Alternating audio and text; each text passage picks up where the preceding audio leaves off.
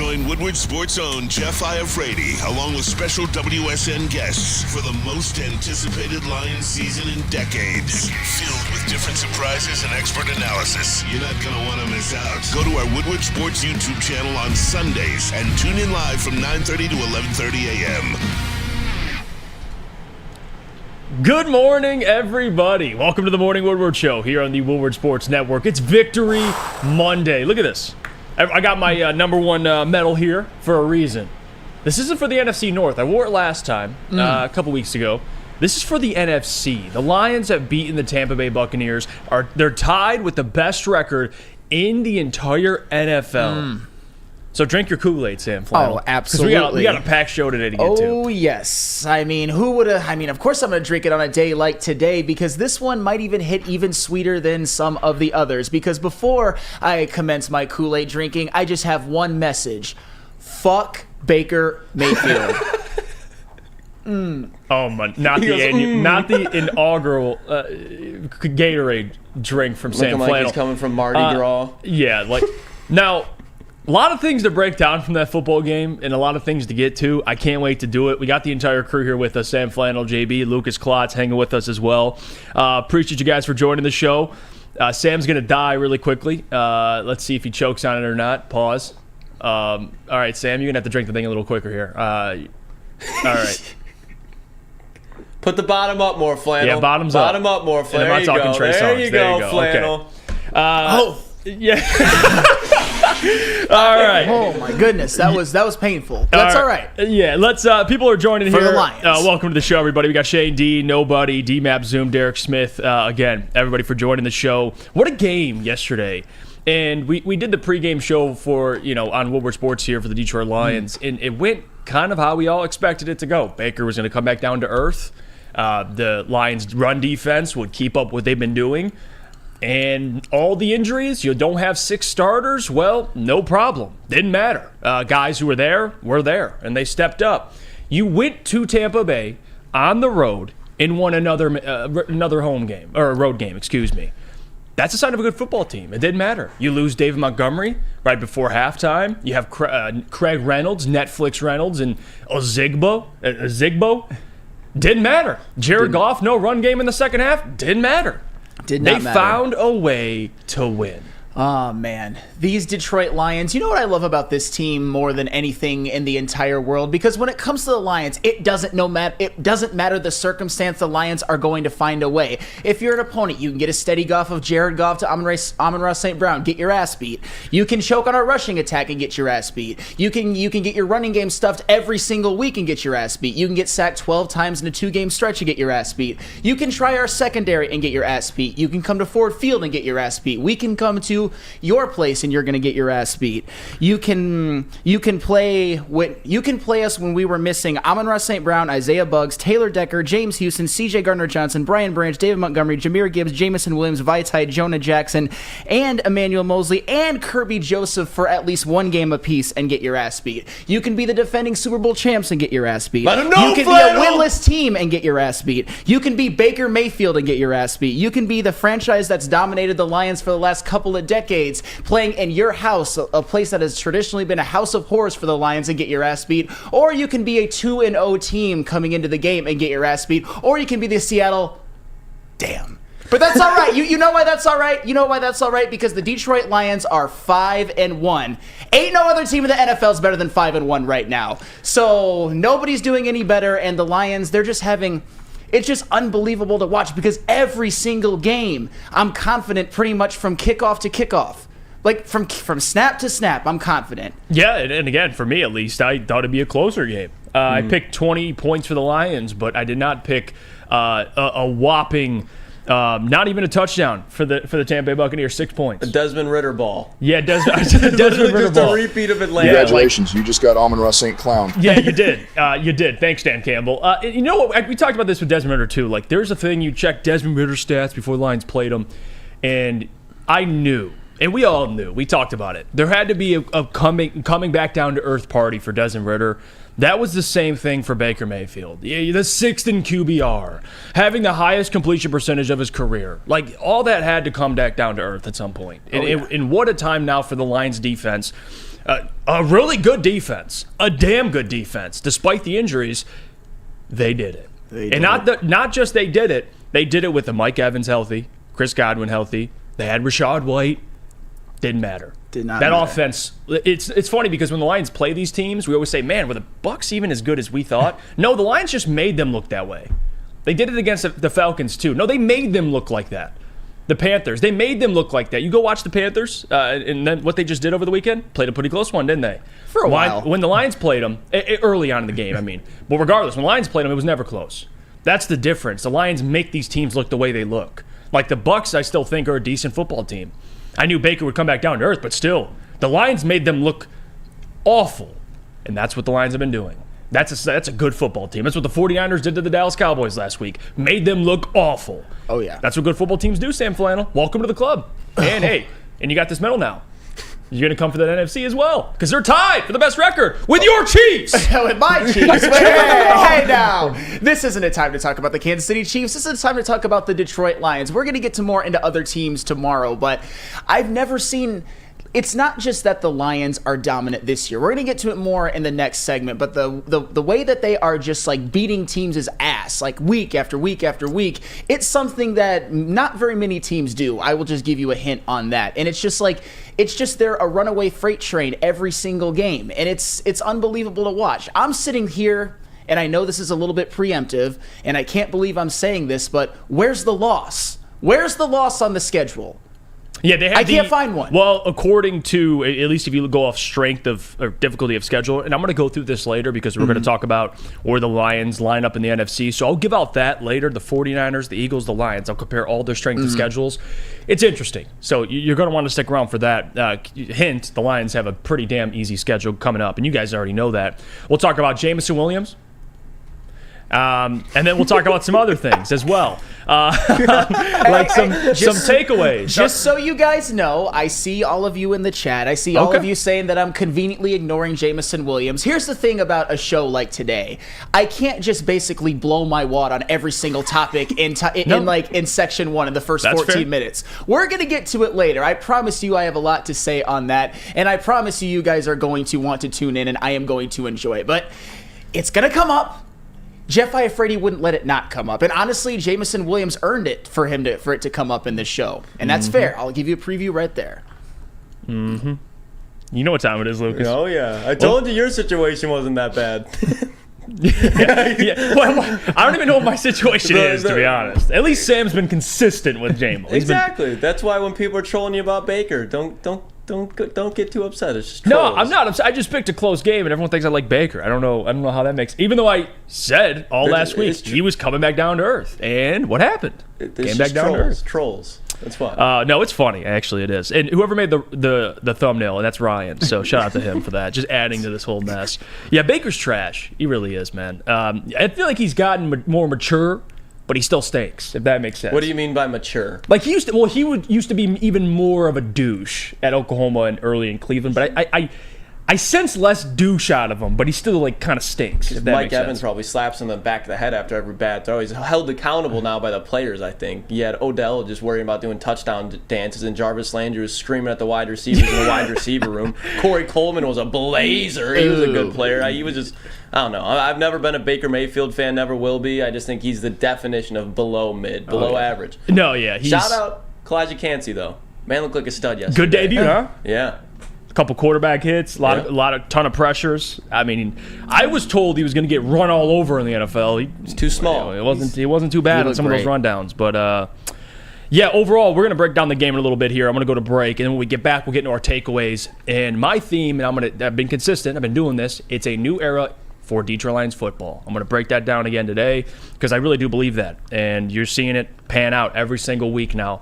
Before we do that, though, I got to hear about our friends over from Lady Jane's. Oh, absolutely. The place where I get my haircuts. Even on a Victory Monday, if I felt like I needed to get one, I would go to that Lady Jane's, and you should too. Come to Lady Jane's Haircuts for Men for an award-winning haircut experience. Register to win a trip of your dreams and all expenses paid suite for the 2024 NCAA tournament. That's right, no expense spared for you and 5 of your best buds. Lady Jane's Haircuts for Men open 7 days a week. Walk in anytime. It's wicked awesome. Join Woodward Sports' own Jeff Iafrate, along with special WSN guests for the most anticipated Lions season in decades. Filled with different surprises and expert analysis. You're not going to want to miss out. Go to our Woodward Sports YouTube channel on Sundays and tune in live from 9:30 to 11:30 a.m. By now you know me, Christina Gennari, as the obvious choice in real estate. And you know my website, soldchristina.com, as your #1 resource for buying or selling your home. Myself, along with my amazing staff, pride ourselves on making your home buying and selling experience a relaxing and easy one. Come see why we are the obvious choice. Christina Gennari at soldchristina.com, the obvious choice in real estate. Woodward Sports' own Tom Mazaway and Sam Stick Day will be hosting our Lions postgame show after every Lions game all season long. Tune into the Woodward Sports YouTube channel for his hot-off-the-press takes, game analysis, and Kool-Aid sipping celebrations.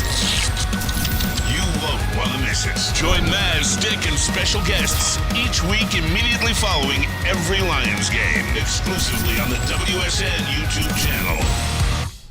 Downtown's newest sports bar. Got 13 TrackMan simulators, certified instructors, and most importantly, a full bar and restaurant. 5 Iron Leagues are back. I stink, but if you guys are good, check out 5 Iron. It's a lot of fun. Compete nationwide. If you're in one of these leagues for a chance to win a trip to the Dominican Republic, you bring a foursome or sign up as an individual. At 5 Iron Golf, use code Woodward10 for 30% off the league. That's 5irongolf.com to sign up.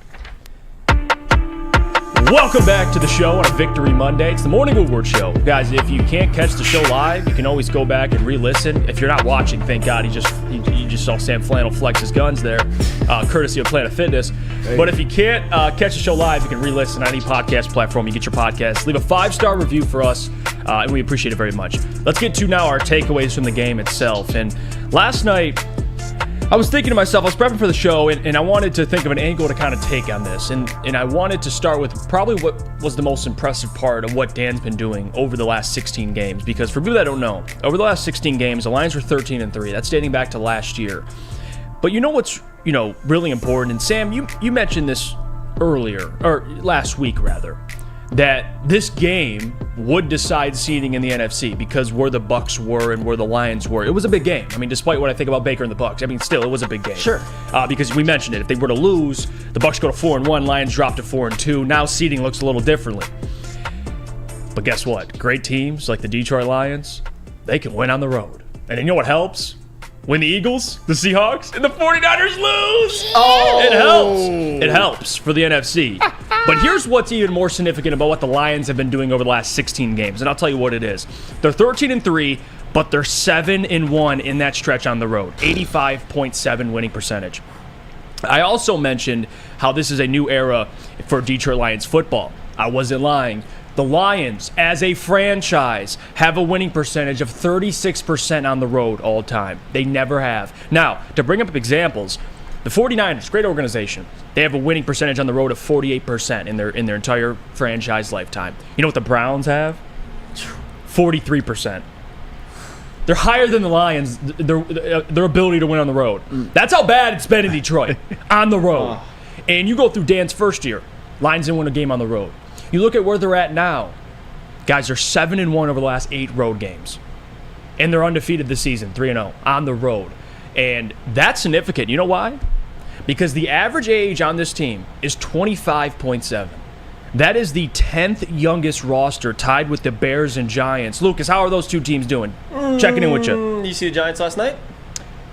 Tyrod Taylor, low-key. Made Daniel Jones. But you get the point, though. And then the Bears, we saw them as well, yeah. But they're tied with those two teams for the average age on the roster, meaning they're a young roster. Now, you have Jared Goff at quarterback, which we'll get to because he is the big reason this team is winning because Bears have Justin Fields, who got hurt yesterday, and then, of course, Daniel Jones, who stinks. So, context. But still, the roster is super, super young. But that's credit to Brad Holmes for finding the right guys that don't break a sweat when they get into these big-time games on the road, but also to the coaching staff because these guys and what they're cooking up in game plans is ridiculous. And the players for executing them, of course, but Brad Holmes is finding guys that are used to playing on this type of stage, not only playing in the NFL, but going on the road and not even flinching. And that's significant. One of the biggest things, when you think about, it's a new era for Detroit Lions football. And when I say that, what that means is it's a new era. Like this team, at least what they've been doing over the last 16 games, they're winning on the road, Sam. Mm-hmm. And we bring up postseason. Even my expectation for this season was to win a playoff game, and then whatever happens after that, I'm playing with house money. If you're winning like this on the road, Sam, like you'll host a playoff game because you're going to win the division. But if you have to travel, if you don't win that NFC, how they win football games travels. I said this last week. The defensive line travels. The offensive line travels, even with injuries. Jonah Jackson out, and then they had Coyote starting over there on left guard. Not even gonna lie, man. I was worried when I saw that. I mean, and this isn't a diss against him. I had no clue who the hell that was. Yeah, they had Coyote out there. Then they had Graham Glasgow. Yeah, and they still held up against a really good defensive front seven for the Tampa Bay Buccaneers. I'm telling you. And to this comment too, Harold Williams, Lions fans travel. You saw that too. A lot of blue in that stadium, opposing stadium. Do you want me to pull this video up that we got yesterday? Yeah, let's play it. JB, just make sure that we mute the VMix, whatever we got to do for it, so it's not echoing. Here we go.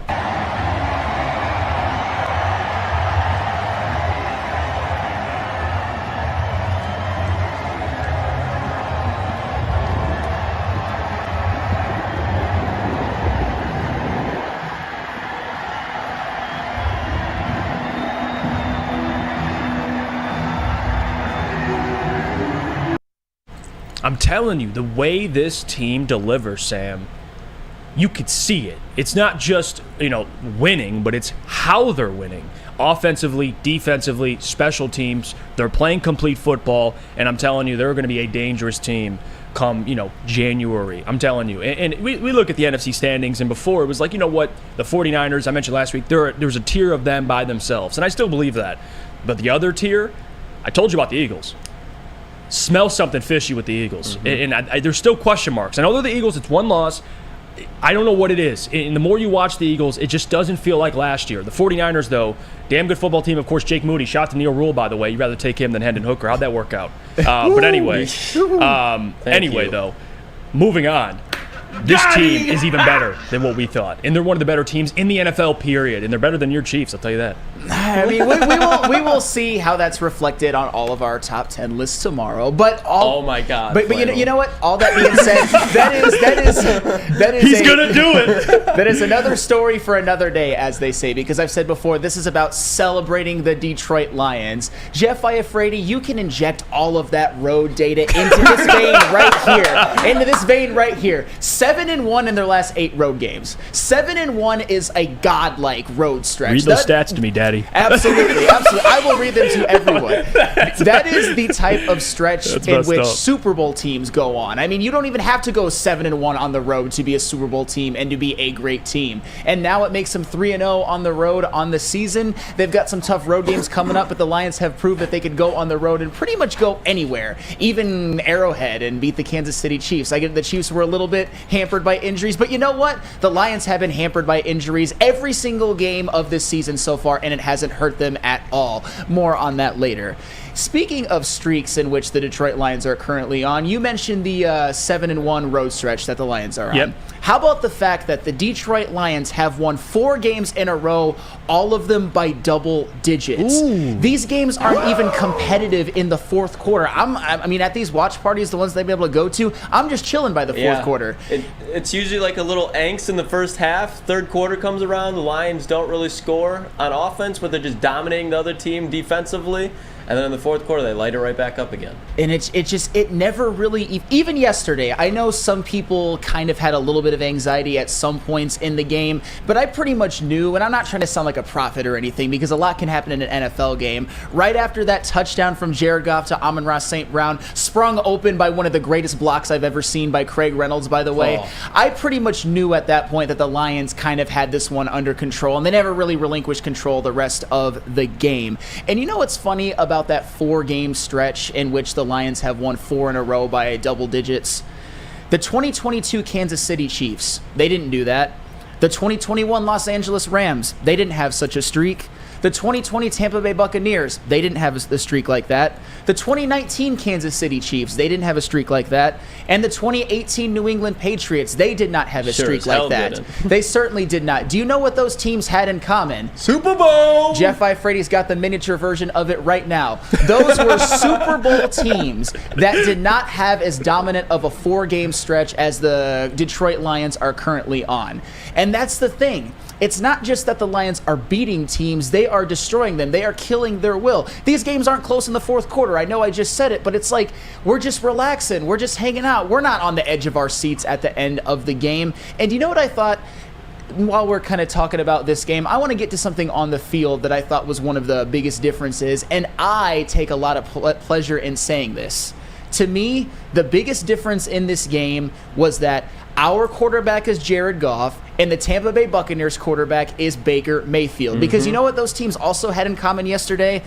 They couldn't run the ball. The Buccaneers couldn't run the ball. No opponent's ever able to run the ball against the Detroit Lions. But do you know who else couldn't run the ball, to be fair? The Detroit Lions. After David Montgomery was out, it was pretty much a combination of Craig Reynolds and Devine Ozigbo. I'm not going to lie. I didn't know who that was either before the game. I'm like, this guy's getting carries. But still, neither of them could run the ball. The Tampa Bay Buccaneers actually outrushed the Detroit Lions. But that was a game in which Jared Goff, he had one of the best games I've ever seen him play. Even though they only scored 20 points, it was just the way that he was impacting the game despite having no running game was incredible. Goff, 30 of 44, 353, 2 touchdowns, 0 interceptions. And then on the other hand, Baker Mayfield, 19 of 37, 206, 0 touchdowns, and an interception. Baker Mayfield, even though he's played okay for the first 4 games of the year, is learning and will continue to learn as his career goes on. It's a lot harder to play quarterback when you don't have a great offensive line and Nick Chubb and Kareem Hunt in the backfield. And now he has no running game, which means that defenses don't really have to be honest when he goes into play action. And the Lions just pretty much stuffed every single thing that they did that day. Just a wonderful... I mean, when the Lions lose and they beat Baker Mayfield, best day ever for me. You know what's significant about Jared Thomas Goff? Jared Thomas Goff. Hey, he deserves that today. You Ryan Gosling-looking son of a bitch. I'm going to say it every week. He's a damn good quarterback. Damn good. And you mentioned it. The context of the game, 2 starters on your offensive line out. David Montgomery goes out. Craig Reynolds, 1.5 yards per carry. Ozigbo, 1.7 yards per carry. No run game, no problem. Jared Goff, 30 for 44, 350-plus yards and 2 TDs. Clean game, no picks. And I brought up yesterday on the pregame show, Jared's career playing the Bucs. In every game he's played the Bucs, he's had at least 2 interceptions. 0 yesterday. One of them. We talk about the growth of Jared Goff. When he was back in LA, the biggest thing for Jared is he needs an offensive line, needs a run game. And the postseason, that was true because Todd Gurley, when they went to the Super Bowl, he had a hell of a postseason. I get all that. This is the growth of Jared. No run game, beat up offensive line, goes on the road against a good defense, and lights them up. We're watching the growth in front of us for Jared Goff. He's turning, I mean, you look at right now, I think right now in the NFL, I could be wrong, but it's like him and Tua for passing yards. That's what I'm saying. And passing touchdowns. Like, even just forget about, stats you can use because Jared Goff has good stats. How many quarterbacks this year? AFC, I think NFC, you can't even argue after yesterday. He's the number 1 quarterback in the NFC. No question. No doubt. Jalen Hurts with more weapons, loses to the Jets. Brock Purdy lost his weapons, and they lost to the Browns. I know it was on the road, but that's still, that's a game the 49ers should have won. Jared Goff, I'm going to give Tua, and I'm going to give Justin Herbert some credit just for the fact of how good he's looked. But who's won more? I know there's a lot of context going there with coaching and stuff, but Jared Goff, in my opinion, has been a top 3 quarterback this year. You can't deny it at this point. And just to give some context there, Tua's still number 1 in the NFL, but Jared Goff's top 5 in yards, and he's top 5 in touchdowns. Like, what Jared's doing, and he's tied with your boy, Patrick Mahomes, with less picks. But regardless, no, I'm just kidding. But Jared Goff, though, he's having a hell of a season, dude. He really is. And he's Mr. Consistent at this point. Like, the interceptions, nada on the road. That's when you really can't afford them. You're on enemy territory. You're traveling on the road. You go to Florida. Even though there's a lot of Lions fans, you can't turn the ball over. Jared said, all right, no problem. I'll have 40-plus pass attempts, and I won't throw a single pick, Lucas. And the thing is like, he did that this week.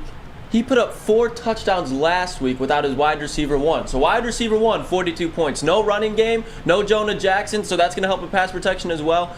One of the most efficient games he's played. He's making plays, and Ben Johnson didn't even call anything crazy. Ben Johnson called a good game, but there's no flea flickers reverse to give a scheme where Sam Laporta is screaming down the field wide open. This game was all Jared Goff offensively. I mean, Jeff, how many times have you had to go on a morning show on Monday and have to be no Brian Branch, no CJ GJ, no blah, no problem? At that point, when you have to just keep saying no problem, you have a franchise quarterback. He's the definition of a franchise quarterback right now. There's no excuses. No, yeah. You cannot say anything bad about Jared Goff No, right now. you know what? I'm with you. Even me, and it has nothing to do with Goff, but always for me it was, the salary versus trying to keep everybody. But at this point, like, you can't lose Goff the way he's playing. Like, you just can't. You can't lose him. And that's the whole thing about the whole Hendon Hooker thing is we don't even know what Hendon Hooker is. Jared Goff, you know what he is. He's a top 5 quarterback, and he's in the MVP conversation. He has to be. You're top 5 in yards, you're top 5 in touchdowns, and your team, you have the best record in the NFL, and you just did it without a run game? Like, who are you accrediting for the wins? The defense? Yes, but Jared, you didn't have David Montgomery, you didn't have Amon-Ra St. Brown last week. Like, this is Jared. Now, Ben Johnson, of course, for play calling, but Jared's out there executing. Yeah. Executing. Like, he deserves all the love. Like, no Jared Goff slander should be said or even, hinted at today at all. And his accuracy has stepped up. That last drive when it was just little dink and dunks to Amon-Ra St. Brown just to keep the chains moving. The accuracy on all those throws, fitting them into defenders, keeping Amon-Ra St. Brown towards the sideline but not too far out. Like, his accuracy is stepping up. So the deep ball to J-Mo, every critique that people had where he can't throw the ball down the field, he can't throw it accurately. There's a couple wobblers, but he's even throwing consistent spirals this year, so people can't get on him about that either. Yeah, you guys the chat's got to hold people accountable this week. Like, if someone's yapping about Jared Goff on this network, you guys got to just rate him. Like, I mean, maybe it could be the heavies. I don't know. Maybe, you know what, Easy? Maybe they will give him credit today. Spencer, he has to, because at halftime he was like, Goff, prove me wrong, shut me up. And there's no way that he didn't. I think at least Spencer's going to be on the good side today. You know what? We'll see.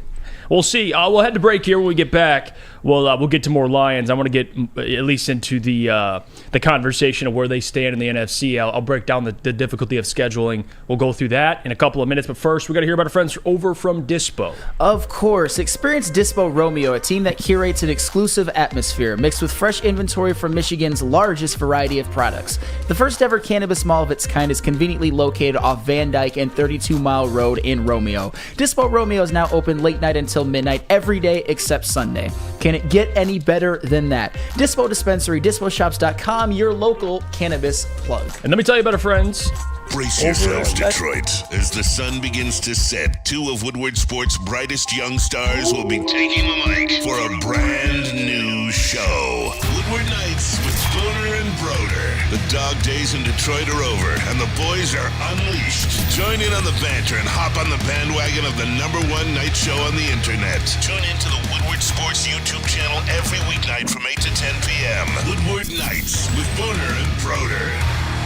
Where's the most convenient place to get that big fitness energy? It's Planet Fitness. Join today for just $1 down, $10 a month. With over 2,400 locations and equipment for every workout, you can get in, get energized, and get going. And with free fitness training and most clubs open 24 hours, everyone belongs in the judgment-free zone. So join today for $1 down, $10 a month, no commitment, cancel anytime. Deal ends Wednesday, September 13th. Join now at any Metro Detroit location. Hurry, offer ends soon. Now, coming to Woodward Sports, Woodward and Main Street, the Woodward Sports Network Detroit Lions Show. Let's go!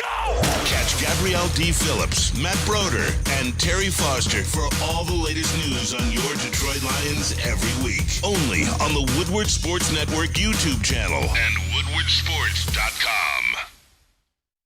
When buying or selling real estate, flexibility and control over the sales process is key. Sellers, how would you like the freedom of canceling your listing agreement at any time for any reason with no penalty? Hell yeah! That is exactly what Mark White & Associates offers. It's called the Minute-by-Minute Listing Agreement by Mark White & Associates. Try Mark White's risk-free minute-to-minute listing agreement today. Looking to buy or sell real estate? Visit markwhitesells.com or call 248-290-8242. markwhitesells.com, where flexibility meets success. You know what time it is. It's Victory Monday, baby, here in the Morning Woodward Show on Woodward Sports Network. Don't forget, we're going to go live all day today. We got plenty more programming. And we got Big D Energy, Ermanni Edwards with Maz, and of course the heavies. We close out with Woodward Knights, breaking down the Lions' victory over the Tampa Bay Buccaneers. And I want to get into the NFC conversation because you just have to. And I'm going to bring up the strength of schedule in a little bit here because I do want to tell you what Philly and the 49ers and the Lions all just compare all their strength of schedules because I think it's interesting. But you know what else is interesting? You look at the NFC. Lions are tied with the Eagles. They're tied with the 49ers for the best record in the NFC. Well, they're tied with the best record in the NFL with the Chiefs. But more than that, just in the NFC, they're tied for the best record in their conference. You know what's even more significant is their second in point differential, plus 55, only behind the 49ers, who are plus 97. It's a whole nother, that's ridiculous. But regardless, they have the second highest point differential, and they're on the biggest winning streak in the NFC. The only other team, because of course the top teams lost, but more than that, every other team has only won one. Lions have won 4 in a row. They're the hottest team. They have the second highest point differential, and how they're beating these teams. Sam talked about it earlier. And you look ahead, because I like to look ahead. It's fun. Jennifer Hammond tweeted this out. Shout out to her from Fox 2. She said, at 5-1, the Lions are tied for the best record in the NFL and in the driver's seat with the easiest schedule remaining of the 3 NFC heavyweights. The Philadelphia Eagles have the 6th hardest schedule for the rest of the season. Obviously ranked on how the team's record is. San Francisco 49ers, they have the 10th hardest schedule in the league moving forward. They're a good football team, but 6th and 10th, damn, both top 10 hardest schedules. You know where the Lions rank? 31st. 31st.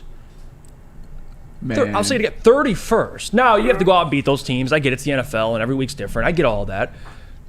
But the Ravens coming up, you could argue that. The Ravens and the Cowboys are your 2 hardest games to close out the year. You play the Bears twice. You play the Vikings twice. You got Russell Wilson and the Broncos. Let's ride. I mean, you got a pretty smooth schedule coming up. Now, some of those are road games. Lions have shown they're undefeated on the road. I'm confident. I think this team legitimately, I can't believe I'm saying this. I think they could win the NFC. They have as good a chance as anybody else. And they don't play the 49ers or Eagles. And they have the easier schedule. They're aligned in front of you to do that. And Shane Daniels says Chargers won't be easy. You're right. Justin Herbert won't be easy. We'll see what Brandon Staley does in that football game. He's always Brandon Staley's going to Brandon Staley at some point. And we're going to see that tonight, by the way, Monday Night Football. But Sam, I believe it. I think the Lions have as good of a chance as anybody to win the NFC. And if you're talking strength of schedule, they have the best chance, in my opinion. We'll see if they can keep it up, even with injuries. Because that's the biggest thing in the NFL, if you could stay healthy. Sam, they were out 6 starters, and they've been out starters. And they're still winning games. Second highest point differential in the NFC. Ooh, and yes, I'm going to get to more on that in a second. But the Detroit Lions certainly could win the NFC. I mean, and we're talking about the Lions playing on the road. They might not have to play on the road in the playoffs. But I know we're talking a little bit. We're getting a little bit ahead of ourselves. But I'm going to tell you what. The Eagles and the 49ers, you done fucked up yesterday. Because think about this. The 49ers, the Eagles, and the Lions all went on the road and played a team that could make the playoffs. I think that's all very, very fair to say. Yes. The San Francisco 49ers, they were missing Dre Greenlaw. And then they lost Deebo Samuel and Christian McCaffrey during the game. The C-Mac injury looks bad, by the way. It does, and I hate to see it for him because I like him as a player, but it would definitely help the San Francisco 49ers. But the 49ers, they couldn't overcome. They can now kindly use the excuse of, we were hurt. That's why we lost that game. But do you know who else was hurt for the Cleveland Browns? Deshaun Watson and Nick Chubb. Their starting quarterback was P.J. Walker, and their leading rusher was Jerome Ford. Jerome Ford was out there. That second half was the Jerome Ford show. And for the record, this isn't diminishing Nick Chubb at all, but that Cleveland Browns offensive line is nasty, especially when it comes to run blocking. They are one of the best in the league. But that's the thing. The 49ers have to use the excuse of, we were hurt, even though that's not even as valid because the Browns had key injuries as well. Speaking of injury excuses that teams can use in losses, the Philadelphia Eagles. The Philadelphia Eagles came into the game. They were missing Jalen Carter, who is probably going to win Defensive Rookie of the Year. And they were missing Darius Slay, who's not really having a great year, but still, he's Darius freaking Slay. But what's the but though, Flannel? The but is the New York Jets beat that ass, is what happened. The Philadelphia Eagles, Who are the Jets missing too, Flannel? Sauce. Let them know. The New York Jets. And this is why the Eagles, even though if they want to use the whole, like, oh, we were hurt, the New York Jets were missing Aaron freaking Rodgers. Was Aaron Rodgers expected to be a big part of this team going forward? Yes. Yes, he was. They're starting Zach Wilson. They were also missing Sauce Gardner. Was he a first-team All-Pro corner and Defensive Rookie of the Year last year? I believe he was. He certainly was. And DJ Reed. And you know what? The Philadelphia Eagles, you could even argue that they were less injured, I would say definitely, than the New York Jets, and they took that L because Jalen Hurts. I mean, I know Jalen Hurts is a good quarterback, but he gagged in that game. He did. And he's starting to look like maybe he's missing Shane Steichen, but you know what? That's neither here fair. nor there. The Detroit Lions, on the other hand, when they had their tough road matchup, they were also missing some players. Shall I go down the list? They were missing their 2 guards, Vaitai and Jonah Jackson. They were missing 3 guys who you expected to be some of the biggest contributors in the secondary. CJ Gardner-Johnson, Brian Branch, and Emmanuel Mosley. And not to mention Jahmyr Gibbs. And you know who else? And Jahmyr Gibbs would have been pretty damn valuable in that game considering David Montgomery went out as well. Mm-hmm. They were running with Craig Reynolds and Ozigbo. And not to even mention they're playing without James Houston, a guy who, kind of like Aaron Rodgers for the Jets, although kind of on a different scale, was expected to be a pretty good big contributor on this team. Instead of using injuries as an excuse, they got to play a healthy Tampa Bay Buccaneers team, and they beat that ass. And now they're all tied for the lead in the NFC, and the 49ers and the Eagles, they can go crying about their injury excuses. But you know what the Lions do? Well, the Lions did, and what they've done consistently all season long, which is so impressive. They overcome and they find ways to win. That, to me, is the mantra of this team, because the Lions have not been lucky when it comes to injuries. They've had injuries every single game. They miss key players every single game. But other than that Seattle game, the Lions have overcame and found ways. And not only overcame and found ways, they've overcome and found ways to beat teams' ass. Yeah. 4 consecutive double-digit victories. Well, shorthanded every single time. And this is what frustrates me. And I want Lucas's thoughts on this, because I think this is a little out of pocket here. And I'll read the comment. It says, next week is a test for golf. Like, I'm sick of that. Like, it's always like, the next week is a test. No, dude, he's been tested. He aced everything. Like, he's been acing these tests. What more do you need to see him do? Go on the road and be an elite quarterback? He went into fucking Arrowhead and did that. My bad, Campbell had and did it. Like, that's unfair. That's unfair. I get it, and even like, postseason success is everything, but that whole, like, waiting for the ball to drop thing is a little ridiculous. No. Like, yeah, he won this week, but, like, next week's a test. Stop it. And the thing is like, and knock on wood, if the Lions travel into Baltimore and they lose a close game, which is a very understandable loss, people are going to be, they're going to be raising the flags about Jared Goff couldn't beat Lamar Jackson. Look how Lamar Jackson has looked this year. I don't want to hear it at all. Jared Goff has been playing lights out all season, no matter the circumstances. How many quarterbacks have been able to lose their number 1 running back and the number 1 wide receiver and go out there and put up dominant wins? Dominant wins, not just squeak out of there with the W. Dominant wins. It's different. Like, even, Ravens defense, damn good. That team in general is damn good. Agreed. Great coaching. But agreed. But we'll get there when we get there. Mm-hmm. Like, let's celebrate what the Lions have been doing. They're 5-1. Jared Goff's your quarterback, and he's playing some of the best football of his career. And I said this last year. He's doing it again. Last year was one of the better seasons of his entire career, and we all sat there and said, damn, it's impressive. Can he do it again? He's doing it again. So, like, all that, waiting for the ball to drop thing, well, next week, Jared has to prove it. No, dude. Like, and they're 5-2. If God forbid. So now we pull. Situation. They lose next week. We pull out the pitchforks. Like, no, they're a damn good football team. Jared Goff's playing some damn good football. And guess what? Yeah, postseason success does matter, but we're not there yet. You got to win your division, and guess what? You might even win your conference with how they're playing. That's what you take away from it. I mean, JB, what do you think about this whole the Lions contending in the NFC? You think they can do it? You think they can win that conference? Without a doubt, I believe they can do it. But I also see the opposite side where all these Lions fans are just a little concerned about Goff, even though they really shouldn't be. But I just think that's past history and PTSD that we just can't get over or get rid of yet until the end of the season and they prove themselves in the postseason. So that's where I think that's coming from. But on the other hand, you still have to be excited about this football team and confident in Jared Goff that he can go in, as you all said, If our running game is down, all right, cool, no problem. I'll take care of it. Oh, we're missing a receiver. Oh, no problem. It's cool. I'll take care of it. Oh, we're missing guards up front. Oh, dudes, no problem. I got you. Like, he can just still perform with all these obstacles in his way and still come out with a W. You have to give him credit for that. Isn't that a franchise quarterback's job? Problem solver. It's the definition of it. Like, literally a problem solver. Hey, we got wide receiver 1 out and 2 offensive linemen. Fix it. Okay, he fixes it. That's your job as a franchise quarterback. Some quarterbacks in the NFL need everything to be perfect. Everything to be perfect for them to have success. And that's what Jared Goff was thought to be, even from a lot of Lions fans. Absolutely. That's what people assumed he was, and I think there was truth to that early in his career. But guess what? He's 28 years old. I believe he's 29 now. He's 29. His birthday was recently. Happy birthday, Jared Goff. Late birthday. But he's turning into the quarterback that people hoped he'd be, the former number 1 overall pick. He deserves a ton of love. Let's go to break. We get back. You're on the stand. And I want your thoughts on Jameson Williams. Can't wait. You know what? For everybody in the chat that's been saying that I'm avoiding it, we're going to get to it. And I'm going to talk about it. No, Samuel is not going to avoid it. He comes ready. He comes prepared. Early day. He's ready for this Jameson Williams talk. We'll get to that. But first, I got to hear about a dominant defense. Maybe not as good as the Lions defense, but pretty damn good defense in Guardian Alarm. I would say they're comparable, but if you want to mention any defense in the same realm as Guardian Alarm, you're doing just fine. Let Guardian Alarm offer you customized solutions from real experts. Our professional technicians take the time to recommend security and automation solutions specific to your needs. 24/7 professional monitoring. Call us anytime, day or night, and know that a Guardian team member will stay on the phone as long as needed. Technology backed by people.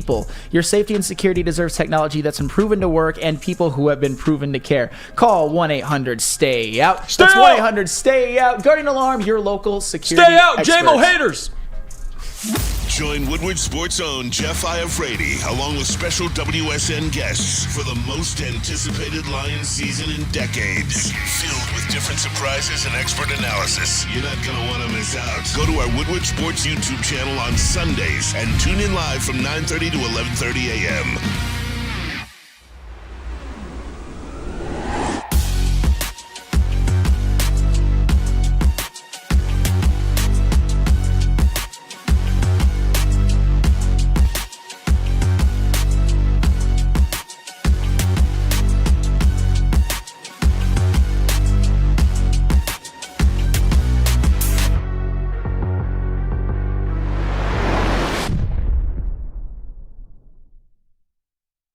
Now, coming to Woodward Sports, Woodward and Main Street, the Woodward Sports Network Detroit Lions show. Let's go! Catch Gabrielle D. Phillips, Matt Broder, and Terry Foster for all the latest news on your Detroit Lions every week. Only on the Woodward Sports Network YouTube channel and woodwardsports.com. For over 60 years, Fairway Packing Co. has provided Michigan's finest restaurants, hotels, and casinos with prime beef, Wagyu beef, and dry aged beef. Experience the Fairway difference for yourself today. Visit the steak shop in Grosse Pointe Woods for grab-and-go steaks or order online at fairwaypacking.com. Jameson Williams. We got to talk about him, Sam Flannel. Yes, we do. And I know you're excited to do it. I'm thrilled. Think about this for a second. Okay, for Jameson Williams. Despite... everybody demanding this man shows up and has 6 catches. Not saying you specifically, but I've heard this. 6-7 catches, $140, and 2 TDs. Let's just look at JMO's career, because last week I went through the amount of snaps he's played, and me and Sam got into an argument about it, because it hasn't been a ton of snaps. But let's just look at what he's done when the football's just touched his hands, shall we? That's what I like to bring up, when the football's in his hands. 5 catches in his career, 2 TDs. That's a 20% TD. Every time he touches the ball, he's getting in there 20% of the time. Right. So that's a pretty damn good stat. That at least tells me that JMO has the ability to make big plays. And by the way, both those TDs are for 40 yards or more, in case you're denying that. There's no denying, speaking of that this man's a big play waiting to happen. And if you can't see that, well, then you're Stevie Wonder. But you should see it. It's very obvious, and no diss to Stevie Wonder, but that's just facts. When you watch JMO, yeah, the hands thing, it's legitimate. Even though the drop he had yesterday, love Goff, but wasn't a great throw. So, I'm just saying, he missed the catch, but if you watch the game, it wasn't the greatest throw. Goff was pressured, so people can bring that up and say he dropped that football. But Jameson needed a game like that. And I was calling for two catches, 40 yards and a TD, 2 catches, 50-plus yards and a TD. I think that's great. And I think this is the whole process of easing J-Mo along and for him and Jared to kind of build that rapport on the field. Key word, on the field. They could throw in the offseason, but when you're in the game, and you have opposing defenses game planning for you, and Jared can trust J-Mo, and you saw it last night, put it right on his helmet, and he caught it. You know what that means for Jared moving forward? Okay, this guy, I can trust him. And that's going to be the start of what we expect J-Mo to do, which is produce, and I think he will. I didn't lose confidence. I never wavered in J-Mo. Yeah, was it concerning? Of course there was times where I was concerned, but every time he catches the football, Sam Flannel, 2 out of the 5 times were TDs for 40-plus yards. The big play is there. It's there. You could see it with J-Mo. And imagine when Jahmyr Gibbs gets back, to have J-Mo, Jahmyr, the amount of speed on the field at once, it immediately makes your offense better just by those guys being out there, especially when J-Mo's making plays like that. It was nice to see J-Mo get free, but I wanted your thoughts on it. I do. I'm curious which way you're going to take with this one. All right, so when it comes to the game Jameson Williams played, in particular the play that he made, I have now earned the right to shut the fuck up. And I'm just being honest, because I have been one of Jameson Williams' probably the biggest critic of his certainly at this network, and maybe I've been a little bit too out of pocket and a little bit harsh a couple of times, but I just wanted to see it from him. But you know what? I certainly saw it from him in the game at Tampa Bay, because not only did he make that huge 45-yard touchdown catch, I would say it was a hell of an adjustment to the ball. It was a hell of a catch. And you know what else it was? It was in a pretty damn high leverage situation, because I talked about how for the most part it always felt like the Detroit Lions were in control of the game. But the Lions had it was on 3rd and 10 at the Tampa Bay 45, up 10-6. And if Jared Goff and J-Mo don't complete that pass, they're probably punting to the Buccaneers. I have full confidence that the Lions defense would have stopped the Bucs, but that throw to Jameson Williams, it was the kill shot in the game. Once that play was completed, once Jameson Williams made that catch, it was pretty much evident that it was over from there. And you know what's kind of another angle to the whole Jameson Williams thing? Thank goodness that his suspension was reduced by a couple of games, because if he was still serving the 6-gamer, he wouldn't have even been back playing in that game. And now I can officially say that at least for one game, you can see the impact that he makes on the field. I have nothing negative to say about Jameson Williams. As far as yesterday's game goes, he has an A+ approval rating in my eyes. I didn't need him to catch 70 for 150 and 2 touchdowns. No, you did not. I think that was a bit of an unfair criticism. I just needed him. If Jameson Williams, and going forward, I will say this, I know it's not realistic. If Jameson Williams makes a play like that every single game, then he's worthy of being a number 12 overall pick. If that's all he does, he doesn't have to do that every single game, but if he just gives you that ability, he makes plays, and even the threat of it to open things up for everybody else, as long as he's also making plays, then Jameson Williams will be a valuable member of this team. He could end up being that star that we all think that he could be, and that was the first step. That was kind of the moment where I think this could be the moment where everything changes for Jameson Williams. Now maybe he gets more targets. It even seemed like in the last game he wasn't on the field as much as you'd like. He was on the field for a lot of rundowns, but this is the time. Jameson Williams moving forward, I think he's going to be a much bigger part of his offense, and I now have to do my mea culpa because I got nothing bad to say. I've said a lot of bad things about him, but you know what? I'm giving him his flowers. Even if you guys don't want to hear them, even if he doesn't want to hear them, you'll get them from me. And you know, I'm proud of you, Sam. Thank you. It's nice. And I want your reaction to it. 5 catches in his career, 2 TDs, 40% of the time he's in the end zone. Like, you can't just gloss over that. No, dude. He's a big play. He's a walking big play. He's a walking big play that had hardly any reps compared to the other wide receivers that taken in that draft class. So any way that you looked, he looked like a quote-unquote disappointment bust, whatever you want to say. But the fact of the matter is, like people have been saying the whole time, just go back and watch the film at Alabama. This man is a difference maker. He's a playmaker. You know what I liked about that touchdown more than anything? Do you see what happened 2 plays before that? He dropped the pass. Yeah. So you could have seen J-Mo just sitting there hanging his head. But no, what did he do? To be honest, that wasn't the best thrown ball by Jared Goff by any stretch of the measure. It wasn't a terrible one. But that adjustment that J-Mo was doing, like to adjust like that with the ball last second like that, is something that people with elite talent do. That's not.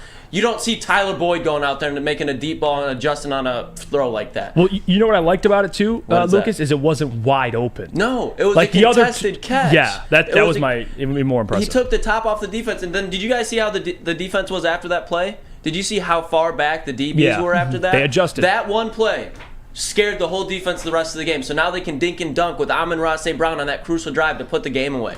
Yeah. Jamison Williams has arrived. I'm not expecting that long shot every week, but I am expecting it. To Flannel's point, you're going to start seeing J-Mo get in rhythm, and when you see that, we think the Lions look good right now. You think Jared Goff looks good right now. Well, now they're going to have a consistent deep threat that's going to open up the running game. So God forbid David Montgomery gets hurt again, Jahmyr Gibbs get hurt again.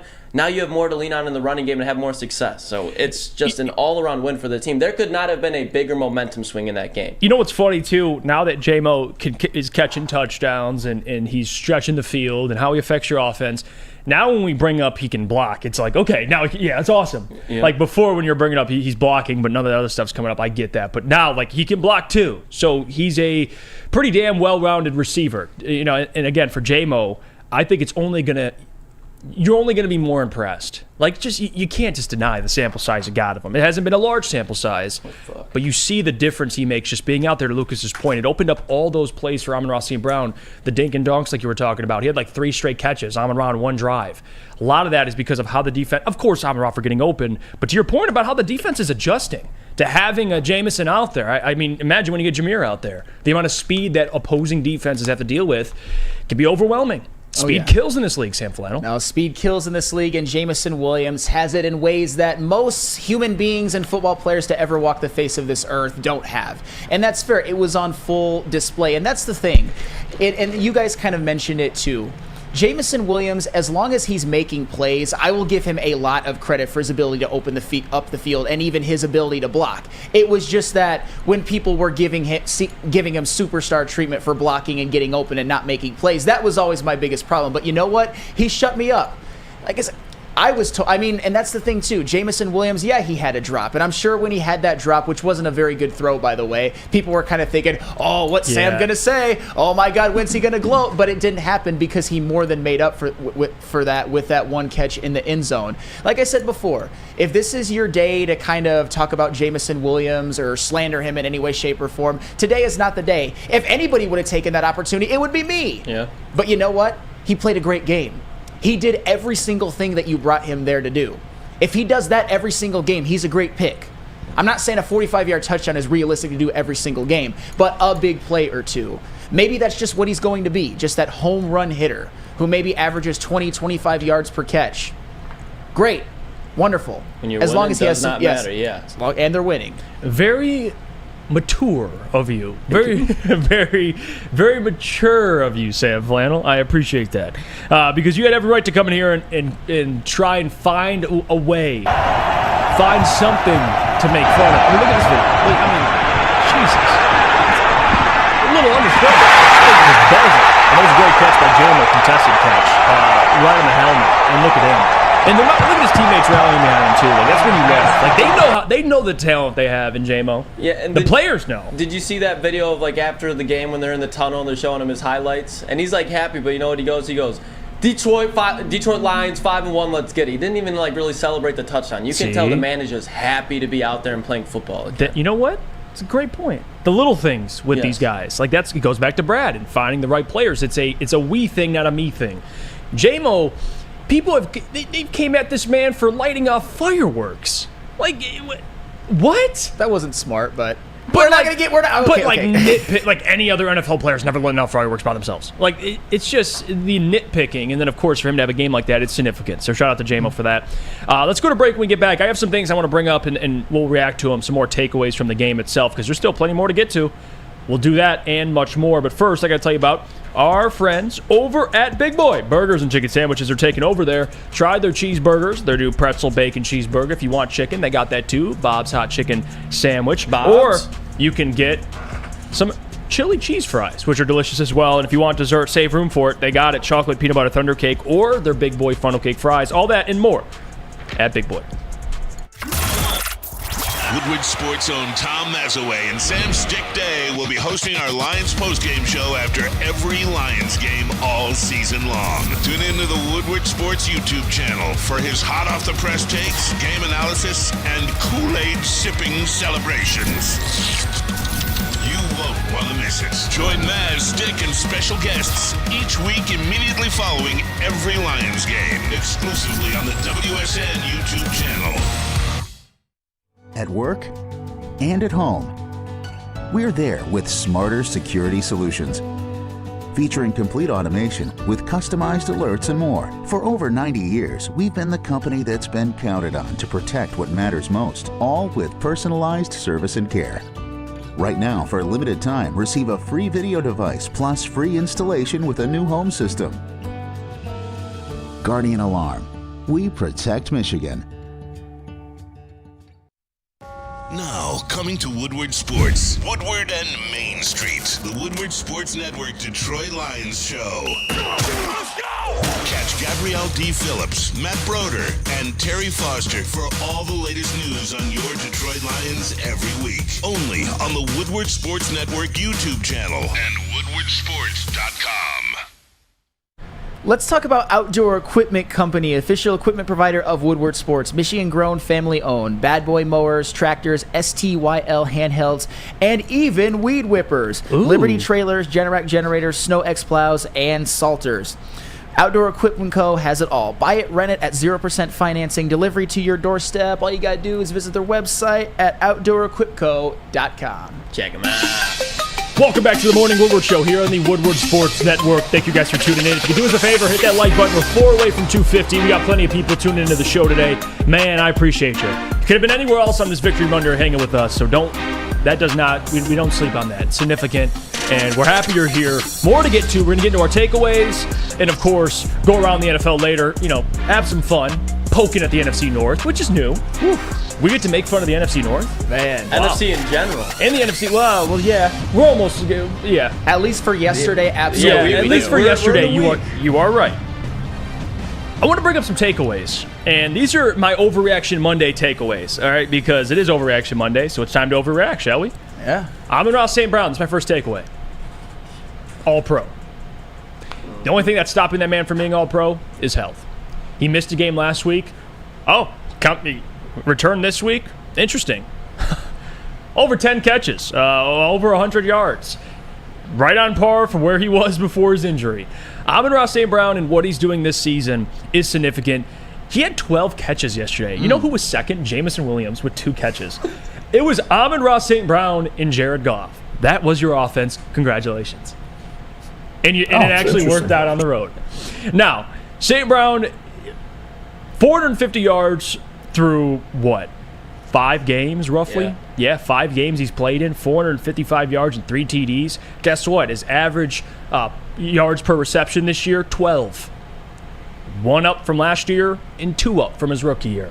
He just keeps getting better. He's already halfway to his total number of touchdowns last year. He has 3. He had 6 the previous year and 5 the previous year. He's going to have more yards, more touchdowns, the highest average yard per reception.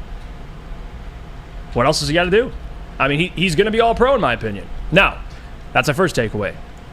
The next takeaway, no Emmanuel Mosley, no problem. Jerry Jacobs, you cannot take this man off the field. Like, there is no way in hell he's coming off the field. He is playing not only the best football of his career, but way better football than even I expected. And I've been a big fan of Jerry. I made a video about him last year, and I've always liked him because of his competitive nature and him being an undrafted free agent. He just always seemed to be up there, and he was someone that the Lions could just rely on if they needed someone to fill in. And that's kind of what you expected out of Jerry this year. Like, okay, Emmanuel Mosley's hurt. Jerry will go in there, hold it down until Mosley gets back. No, he's there. He's your starter for not only this year, but if he keeps playing like this, he could be your starter for the foreseeable future. Like, he was great last night. Almost had a pick yesterday again. And he's up there in picks. I think he's like top. He was like top 3. He was tied top 2. for first. Tied for first. Going into last week. He almost got one yesterday. He was sitting on that shit too. Sitting. There was nowhere for that slant to go when Jerry was covering him. No, Jerry Jacobs, you cannot take this man off the field. He's playing his best football. Another takeaway, and we're going to get into this discussion tomorrow because I want to save it, but also I have to say it because I send the award to Dan Campbell's house, Coach of the Year. Mm-hmm. Wrap it up. It's his. Give it to him right now. Right now. Send it to Dan Campbell's house right now, NFL. Roger Goodell, you lizard. Send him the Coach of the Year award right now. Seize it. I don't give a damn what happens the rest. The storyline he has it. I mean, Brian Dable won it last year, only winning 9 games. Why? Because of the storyline. They had Joe Judge as their head coach. Look at the Lions this year. They have one of the greatest storylines. They're 5-1. Give him the damn award. Those are my 3 takeaways. Ooh, those are, hey. Book it. No, those are some absolutely good ones. I mean, if I have a couple of takeaways, one of mine is that you might have to start, and we're going to talk, I know we are going to get into this way more later. I'm going to piggyback off of something that you guys have said and something that is one of the biggest takeaways of the game. You might have to start mentioning Jared Goff when it comes to MVP discussion this year. I mean, at this point, it's not even debatable. Has he jumped Brock Purdy? He had to have jumped Brock Purdy. I think he has. Yes, absolutely. Because here's the thing about Jared Goff, and this is something that he's done, and not even Brock Purdy has done, not even any of the best quarterbacks in the NFL have done. I would say not even Tua Tagovailoa has done. Maybe Justin Herbert. Jared Goff has not had one bad game this whole season. He's at the absolute worst. I think maybe you could argue his worst game was against Atlanta. He was solid. He was very, very good. And he's had moments of being, I mean, especially in the case of yesterday, great. And the more Jared Goff plays, the more big games he plays well and the more big games they win, it's starting to maybe swing me over to the pendulum of like, maybe you should extend him. I wouldn't be mad about it. I mean, I've always been a little bit on the fence, but Jared Goff, he just keeps proving every single person who doubts him wrong over and over and over and over again, and he has such good command of this offense. It's just, and right now you have to talk about him being an MVP candidate. And I guess if there was one other takeaway I have, and this one might be a little bit controversial, but I want to get everybody's thought on that. Even anybody in the room, anybody in the chat. I think many things can be true, especially about this team. I think Brad Holmes may have whiffed on both of their first-round picks for this year, even though Jack Campbell did play very, very well yesterday. But it might not matter because of all the other talent that they already had. I mean, Jahmyr Gibbs didn't play. Jack Campbell has had I would say, an up and down year, although yesterday might have been his best game.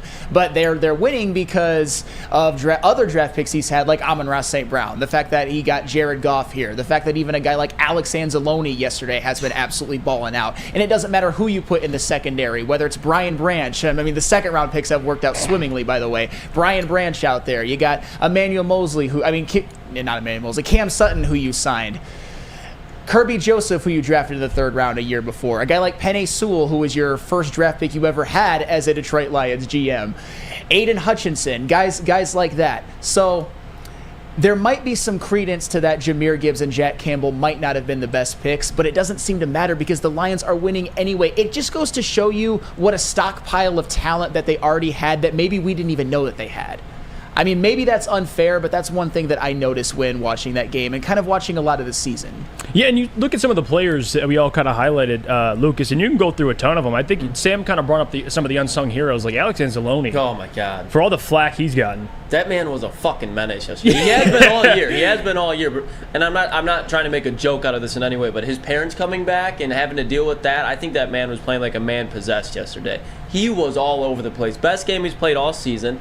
He was the best defensive player for the Detroit Lions yesterday. Hutch obviously was making an impact on that defensive line, but we didn't see that many we didn't see a sack from him. You didn't really see that many pressures. You could tell he was doing his job, but Alex Anzalone, man. He's having a Pro Bowl season without a doubt. He's stepped up in everything. Everything you can say about Jared Goff from a quarterback perspective, you can entail to Alex Anzalone as a linebacker as far as being the Mike linebacker. That's my biggest takeaway. It's just how consistent Alex Anzalone has been. He was playing like a man possessed. Tracy Walker, killing dudes out there, setting that tone. The whole last drive, Tracy Walker was just knocking Buccaneers' heads off. There was no way. I'm happy they picked up the flag, but there was no way. There's not a single wide receiver right now that's going to be playing against Detroit that is not thinking about Tracy Walker when they're running in the middle. He's been setting a tone for weeks on end. And that's back to back. What?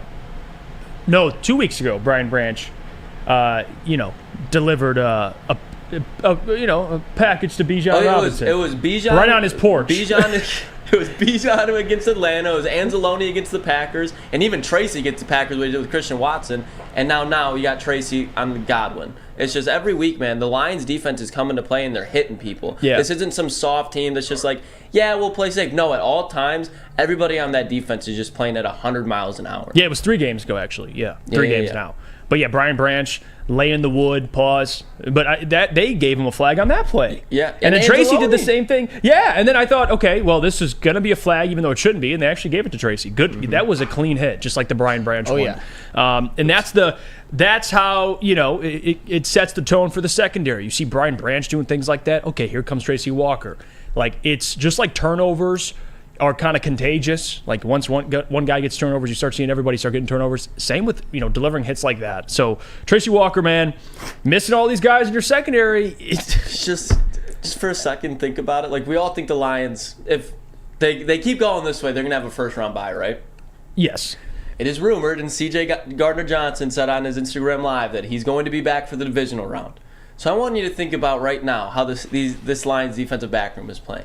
With Tracy Walker, Cam Sutton, Brian Branch is about to come back, and C.J. Gardner-Johnson is coming back. There is not going to be a receiver that is comfortable at all for 4 quarters against the Detroit Lions. They're going to be lighting people up, man. This team is going to be the most physical defense, babe. Trying to think. Outside of the 49ers, the most physical defense in the NFL. Yeah, and you go back that 16-game stretch I mentioned. I mean, besides one game, which is Carolina, they've been great against the run. So I can't even be like, man, like, can they keep this up? Like, they've been doing it for 15 out of the 16 games. So, like, this is real. Your defense, I mean, the secondary's been playing really well, but the defensive line, you're forcing these offenses to be one-dimensional. And especially when they don't have great quarterback play. Like, maybe Josh Allen, certain guys can try and overcome that. But when you're playing Baker, you're playing Bryce Young, Jordan Love, Desmond Ridder, like, it's hard. Even Geno Smith, like, he won that game on the road. It was a tough one. And obviously a couple of turnovers from the Lions and a coin flip, but even that game could have went a different way. If the Lions keep this up, if you could stop the run like they've been doing, and I know it's a different challenge, but I'm still confident they can do it. 49ers and Eagles, not shutting it down, but if you can contain that run and slow it down, that's the pathway to beating both those football teams. Is they love to run the ball. The 49ers want to do it. They don't have Christian McCaffrey. We'll see how long he's out. And of course, the Eagles want to do it with DeAndre Swift. And the Lions know all about DeAndre Swift. Lane Johnson actually has exited the game with an injury too. Fun fact. Yeah. So these teams want to run the football, and that's exactly what the Lions want them to do because they're damn good against the run. Forcing these offenses to be one-dimensional, and then you got all these guys on the back end that are just flying around, making plays. Even Will Harris, who had a pick yesterday. Yeah, shout out. And I got to say this because yesterday on the pregame show, me and Booner were talking about it, and I was giving him some crap yesterday. I'm like, say it. Say Will Harris will have a pick. And he wouldn't say it, and he got a pick. So, hey, I was wrong. Shout out to Isaiah Buggs on that, too, by the way. Did you guys see Mike Evans on that play? Mike Evans was about to have a 93-yard touchdown, and Isaiah Buggs saved the fucking day. Everybody that talks crap about Isaiah Buggs and looks at his stats and say that he's not a difference maker, go watch the replay of that. If Isaiah Buggs does not tip that ball, Mike Evans is walking in for a 90-yard house call. And that flips the whole momentum of the game.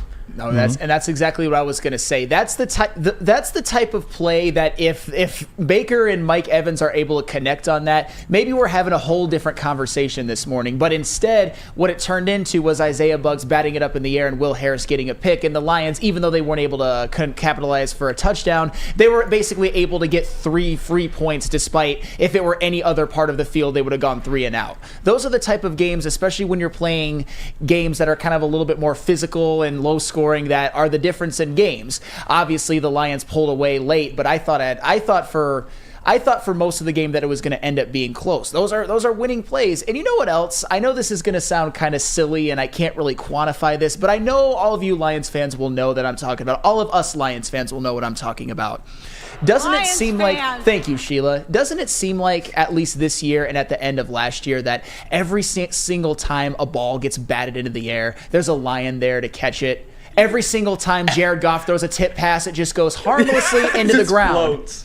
Just harmlessly into the ground. It's always been the other way around. It has always been the other way around. It's always been Lions wide receivers screaming down the field wide open, and it would be like Zadarius Smith when he was at the Packers would tip it and it'd go straight to like Darnell Savage or somebody irrelevant. It would just be like just a complete gut punch. Everything is falling in Detroit's way for once. Yeah, even like I said, even sometimes, at least lately, the officiating, which is kind of weird.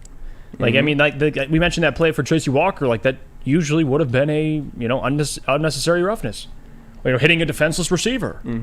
But no, they picked that flag right back up on the road. Like, it's just little things like that, and it helps when it feels like a home game, no matter where they go. Like, that helps too. And when you're in Florida, where a lot of Michiganders go and travel in the winter, they're already down there. It felt like a home game. I mean, you were watching the game, and even Dan said it felt like Baker in the fourth quarter had to use silent count. They had to swift at home.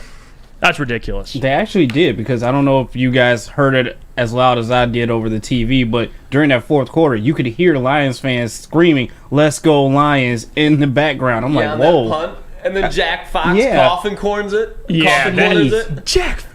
Thank gosh they're using him like more often. He's a weapon. He's an actual weapon on special teams. And then Riley Patterson, he's been good. I was worried about him. Missed that kick, but I'm talking about for the whole year. No, I can't just jump on him for that. Like, I'm talking for the whole year. You know what? I got to get Riley Patterson's been solid. So we'll see in big moments. But I even got to admit that, because I was at first I'm like, Riley Patterson, and I was worried about it. And we were talking about it before the season. I'm like, gotta get a kicker. He's been solid. We'll see how that trends with Riley Patterson. But yeah, Jack Fox is a weapon. So shout out to him. And he could sling that thing a little bit too. Yeah. You want to run some fake plays? Jack Fox, he's got a cannon too. It's like Klotzy back there. Yeah, well, I wouldn't go that far. I would. Okay.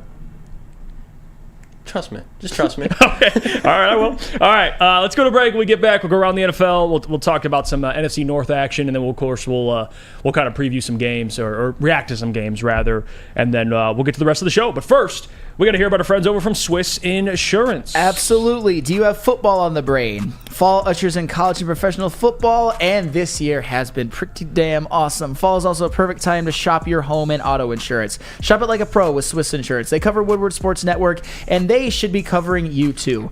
Ask for Mark at Swiss Insurance today at swissins.com or call 248-800-4177. Again, that is 248-800-4177, Swiss Insurance. And let me tell you about our friends over at Les Stanford, because what happens when you run a great business for over 50 years? You expand it, offer more products to more people. That's exactly what Les Stanford did by adding Les Stanford Buick GMC, the same great service that customers have come to know and trust on Woodward Avenue, just south of 9 Mile. Check out Les Stanford at Dearborn today and find the brand that you want at lesstanford.com. Gabby is a college student struggling to study for her big exam. Then she discovered Syntron, a healthy way for her to stay awake and focus. Jennifer frequently has chaotic days like this until she gets online, orders some Syntron, and finds her groove. April visited her local grocery store, purchased a case of Syntron, and entered to win the Syntron 100K Vegas giveaway. Pick up your case of Syntron today at any Meijer location or visit drinksyntron.com/Vegas and enter for the 100K Vegas giveaway. Come hang with the Woodward Sports Crew all throughout football season on Saturdays and Sundays. Join our college football and Detroit Lions live watch parties. Inside the 5, caught, end zone, touchdown Detroit Lions! With money on the line. Featuring different special guests and surprises. Start times will vary depending on the game. Only on our Woodward Sports YouTube channel. Woodward Sports' own Tom Mazaway and Sam Stick Day will be hosting our Lions postgame show after every Lions game all season long. Tune into the Woodward Sports YouTube channel for his hot-off-the-press takes, game analysis, and Kool-Aid sipping celebrations. You won't want to miss it. Join Maz, Stick, and special guests each week immediately following every Lions game, exclusively on the WSN YouTube channel. Brace yourselves, Detroit. As the sun begins to set, two of Woodward Sports' brightest young stars will be taking the mic for a brand new show. Woodward Nights with Booner and Broder. The dog days in Detroit are over, and the boys are unleashed. Join in on the banter and hop on the bandwagon of the #1 night show on the internet. Tune into the Woodward Sports YouTube channel every weeknight from 8 to 10 p.m. Woodward Nights with Booner and Broder. Glorious! Yes, you know what time it is. Just in time for football. Smoking Glorious that Bucks Cannabis is dropping a new ice water bubble hash infused pre-roll called Honolulu Blue. Smells so good, it's like the first whiff of a playoff in over 31 years. It's a gassy, aggressive strain named in honor of our Detroit football team. If you haven't had one of these ice water pre-rolls, you are definitely missing out. So smooth. Find them at a Dispo dispensary near you for 25% off, or check online at gloriouscanna.com. Man, I really hope a lot of the audience is smoking that Bucks pack this morning. Baker pack. That Baker pack. That's a good one. On that Honolulu Blue pack, honestly. That Glorious Cannabis. You'll be smoking a lot of those this year, I think. 31st If you look at rankings for easiest schedule, Lions got the 31st hardest schedule, rather. Yeah, I'm telling you, it'd be high as shit every Monday or Tuesday. Smoked one last night. Yeah. JV. All right, let's get to around the NFL here because you know a game we got to get to first, boys. NFC North. How about that Vikings-Bears game, huh? Huh? That was disgusting to watch. Huh? That was gross. Two bad defenses, and it's kind of like when it's kind of like when two wrestlers square off in the UFC. It just becomes a striking match. It's like two bad defenses. It's a low-scoring game. Like what? It makes no sense. But guess what? This is where we're here. Tyson Bagent had to come in at dog. Oh, hey, dog. I'm just saying. That guy. I'm just saying. The old Tyson Bagent. Don't sleep on him. Oh, reliable. Yeah. I mean, he had came in there 10 for 14, 83 yards and a pick. I mean, a terrible interception. When they actually had a chance to salvage that game. Terrible pick. Not all interceptions are made equally, but hey, I mean, Justin Fields threw one too in his short time out there. Yeah. But you know what though? Watching that game, and this is the first time I've been able to feel this way, and I wonder if people can relate to that. Like watching it, I'm just like, I'm like, this is who is in our division. Like this is bad. Like this NFC North is bad, and it's the first time that I've felt that way, like in a long time. Because Aaron, you've always had to be like, okay, well, maybe the Bears aren't that great, maybe the Vikings aren't that great, but the Packers are there. It's different when you're the team, the only team in the NFC North that not only are contenders, but they might be the only team that might make the playoffs. We'll see how the other teams trend. Oh, out of the North? Yeah. Yeah. Like, I thought a confident statement. I thought the Green Bay Packers would sneak in there, but, man, it's even worse than I thought. It's bad. Mr. Ray comments here in the Woodward Sports chat. He says, when the highlights are the game or all lowlights. Yeah. It's the other team making plays. Yeah. Take interception, fumble, sack. It's always the other team making a play. Yeah. Like, I mean, you look at yesterday, I mean, there was no Justin Jefferson out there. It was just bad overall. Won some money off the game, but that's a whole other story. This NFC North is terrible, Sam Flannel. It was bad. It was like you're on varsity and you're watching JV play. That's what it felt like. That is exactly what it felt like, especially when I saw that Justin Fields went out and Tyson Bagent was on the field. I'm like, as the great Conor McGregor said, who the fuck is that guy? I mean, I knew that he was their backup or whatever, but I'll tell you what, though, they almost came back and won, but it was a comedy of errors because the Minnesota Vikings, it was one of those games where they were having a little back and forth on who wants to lose that game more, because it looked like the Vikings were going to take control, but they couldn't close out the Bears, and the Bears gave the fans at Soldier Field some little bit of false hope, and then Tyson Bagent, a couple plays down the field, and then throws one of the worst interceptions I've ever seen in my entire life. He just floats one up there right into the waiting arms of Byron Murphy. But the NFC North, and this isn't even something that I'm just saying for dramatic effect, it's like a clown car. I don't think any single one of those teams is winning more than 7 games. It reminds me of like when Derrick Henry was in his heyday with Tennessee, the AFC South. Yeah. Where it was just, I mean, even last year, think about it. When the Packers were probably, like, obviously besides the Lions, the best team that had the most playoff potential, and the Vikings too. But my point is, besides that, like, the Vikings were in one-score games. So it's like they were in a weak conference, and they were a 13-win team, and they were just in that many close games. That just shows you, like, you can have a weak division, but the Lions aren't frauds either. Because, like your guys' point earlier, like, they're winning 2-possession games, 3-possession games. Like, they're showing they are clearly levels above this division. Yeah, I'm going to be honest with you.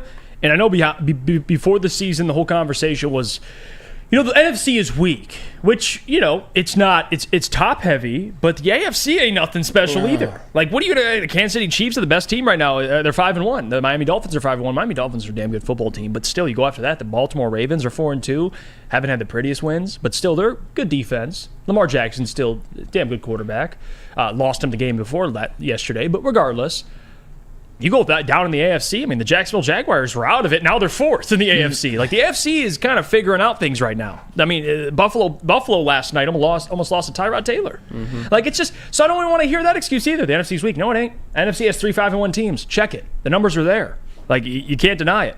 The Bengals are having a resurgence a little bit, but still, if we're going off how the AFC's looked versus how the NFC's looked better so far. And the Lions are not only one of the better teams in that conference, but they're one of the better teams in the entire NFL. Yeah. The top team in the AFC, the Lions beat. I get without Chris Jones, Travis Kelce, but I don't give a damn. It's one win in the win column. So, like, I don't want to hear that NFC stuff either. It's ridiculous. Well, and here was a case study on why I'm like so happy with what the Lions have been doing this year. When they had an opportunity to play a winless team at home, the Detroit Lions left no doubt. They beat the Carolina Panthers like they stole something. I understand that the Panthers, they had a couple of garbage time points to make the score seem closer than it actually was, but still, it was a total team domination. There's a lot of parity in the NFL, though, and when the Buffalo Bills on Sunday Night Football were playing the New York Giants that were absolutely decimated by injuries, the Buffalo Bills barely escaped that game with a win. I'm not saying the Bills are bad. I'm not saying it to poo-poo on Josh Allen or anything like that. I'm just saying that the Lions are leaving no doubt, and even teams like the Bills, or you could even argue the Chiefs only beating the Denver Broncos by 11 in not the most impressive fashion. The Lions are doing it, and other teams are having trouble. I mean, I didn't even have to mention the 49ers and the Eagles. They blew major opportunities. They might be going to Ford Field in the playoffs because of what happened yesterday.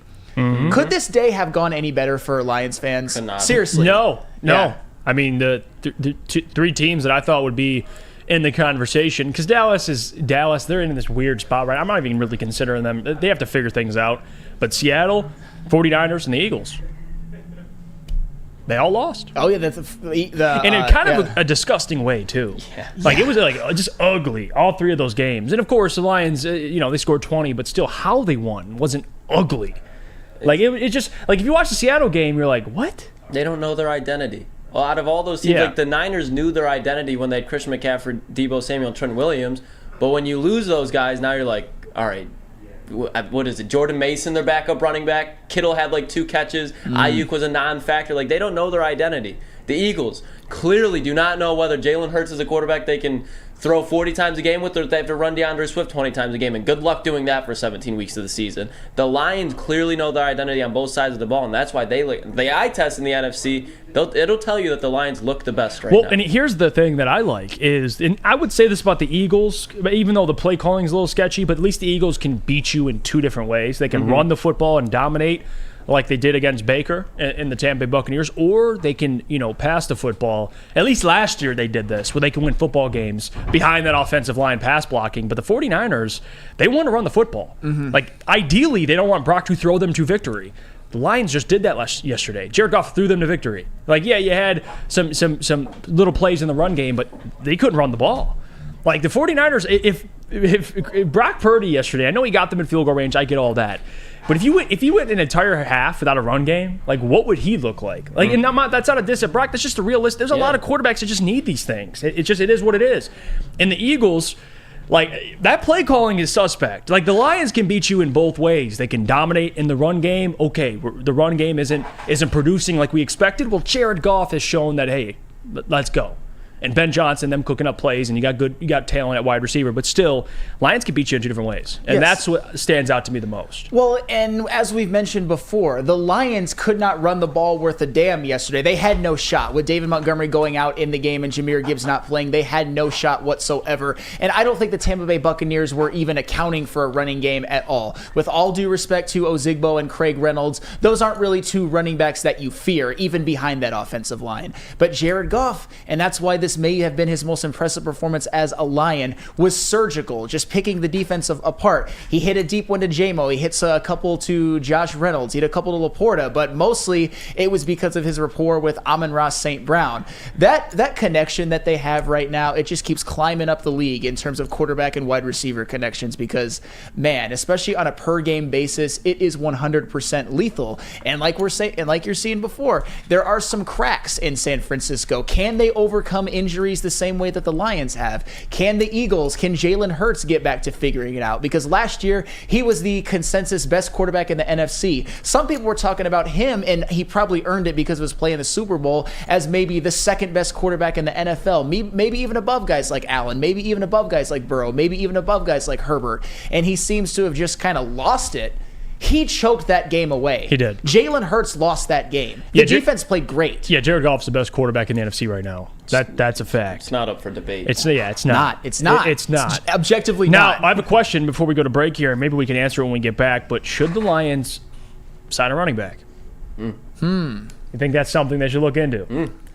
We'll talk about that in a couple minutes here. But first, I got to tell you about our friends over at Planet Fitness, because Planet Fitness is one of those, places where you go, it's a judgment-free zone, and where anybody can feel comfortable and work on their fitness goals. At Planet Fitness, you'll experience a squeaky clean gym that has tons of equipment, full body workout in just 30 minutes, and all memberships include fitness training. You get all this for $1 down and $10 a month. Now throughout October, $1 down and $10 a month. No commitment. Get in there quickly. The deal is going to run out eventually. Planet Fitness. Come to Lady Jane's for an award-winning haircut experience and register for a once-in-a-lifetime opportunity to win an all-expenses-paid suite for the 2024 NCAA tournament for you and 5 of your best buds. Lady Jane's open 7 days a week. Walk in anytime. It's wicked awesome. Hey, this is Mr. Kearney, Chief Academic Officer at Academy of Warren. I want to welcome you to the brand new field house. The state-of-the-art facility has a regulation basketball court, volleyball court, soccer field. It can be used for 7-on-7 football. Our K-8 academic features AM, PM, latchkey, small classroom sizes, learning street, futuristic media center, free breakfast and lunch, Houghton Mifflin curriculum, academic games, K-8 athletics, and more. Enroll today at academywarren.net. Join Woodward Sports' own Jeff Iafrate, along with special WSN guests, for the most anticipated Lions season in decades. Filled with different surprises and expert analysis. You're not going to want to miss out. Go to our Woodward Sports YouTube channel on Sundays and tune in live from 9:30 to 11:30 a.m.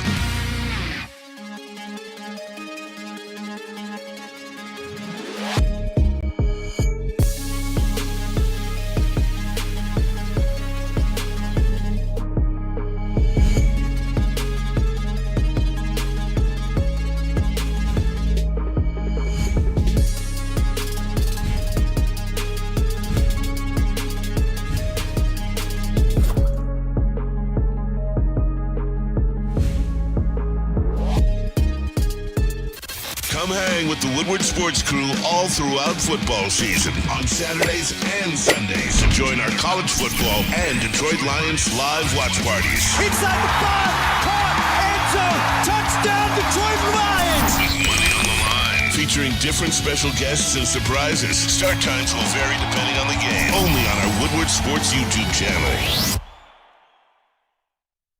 Let me tell you about our friends over at the Academy of Warren. Brand new state-of-the-art sports dome field house that has a regulation basketball court, volleyball court, and a soccer field that can also be used for 7-on-7 football.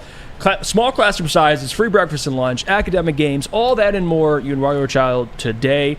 They're accepting new enrollment. Head over to academywarren.net. We're back. It's the Morning Woodward Show here on the Woodward Sports Network, man. This week is going to be a lot of fun. It is victory. What the hell is that? Gopher.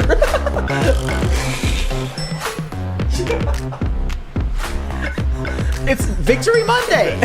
Probably the most fun Victory Monday of the year, to be honest. I mean, look at all the. All right. There's just been so much. You're excused today, Sam. It is Victory Monday, yes. So nothing will be questioned. This week, man, we got a lot of fun. We're gonna have Matt Broder join us tomorrow. We got John Macroon later in the week. They're gonna help break down the game. John's coming up. Oh, John's weekly. Shout out to John Macroon. Thursday now. Yep, Thursdays. Let's go. Thursdays with John. We got Tuesdays with Broder. Let's do it. That's officially locked in. Lock it in. It's how we're going down. Let's get into this conversation because people have been talking about it, and I was gonna break. We were gonna get into Monday Night Football. Screw that. I don't care. Let's talk about should the Lions sign a running back.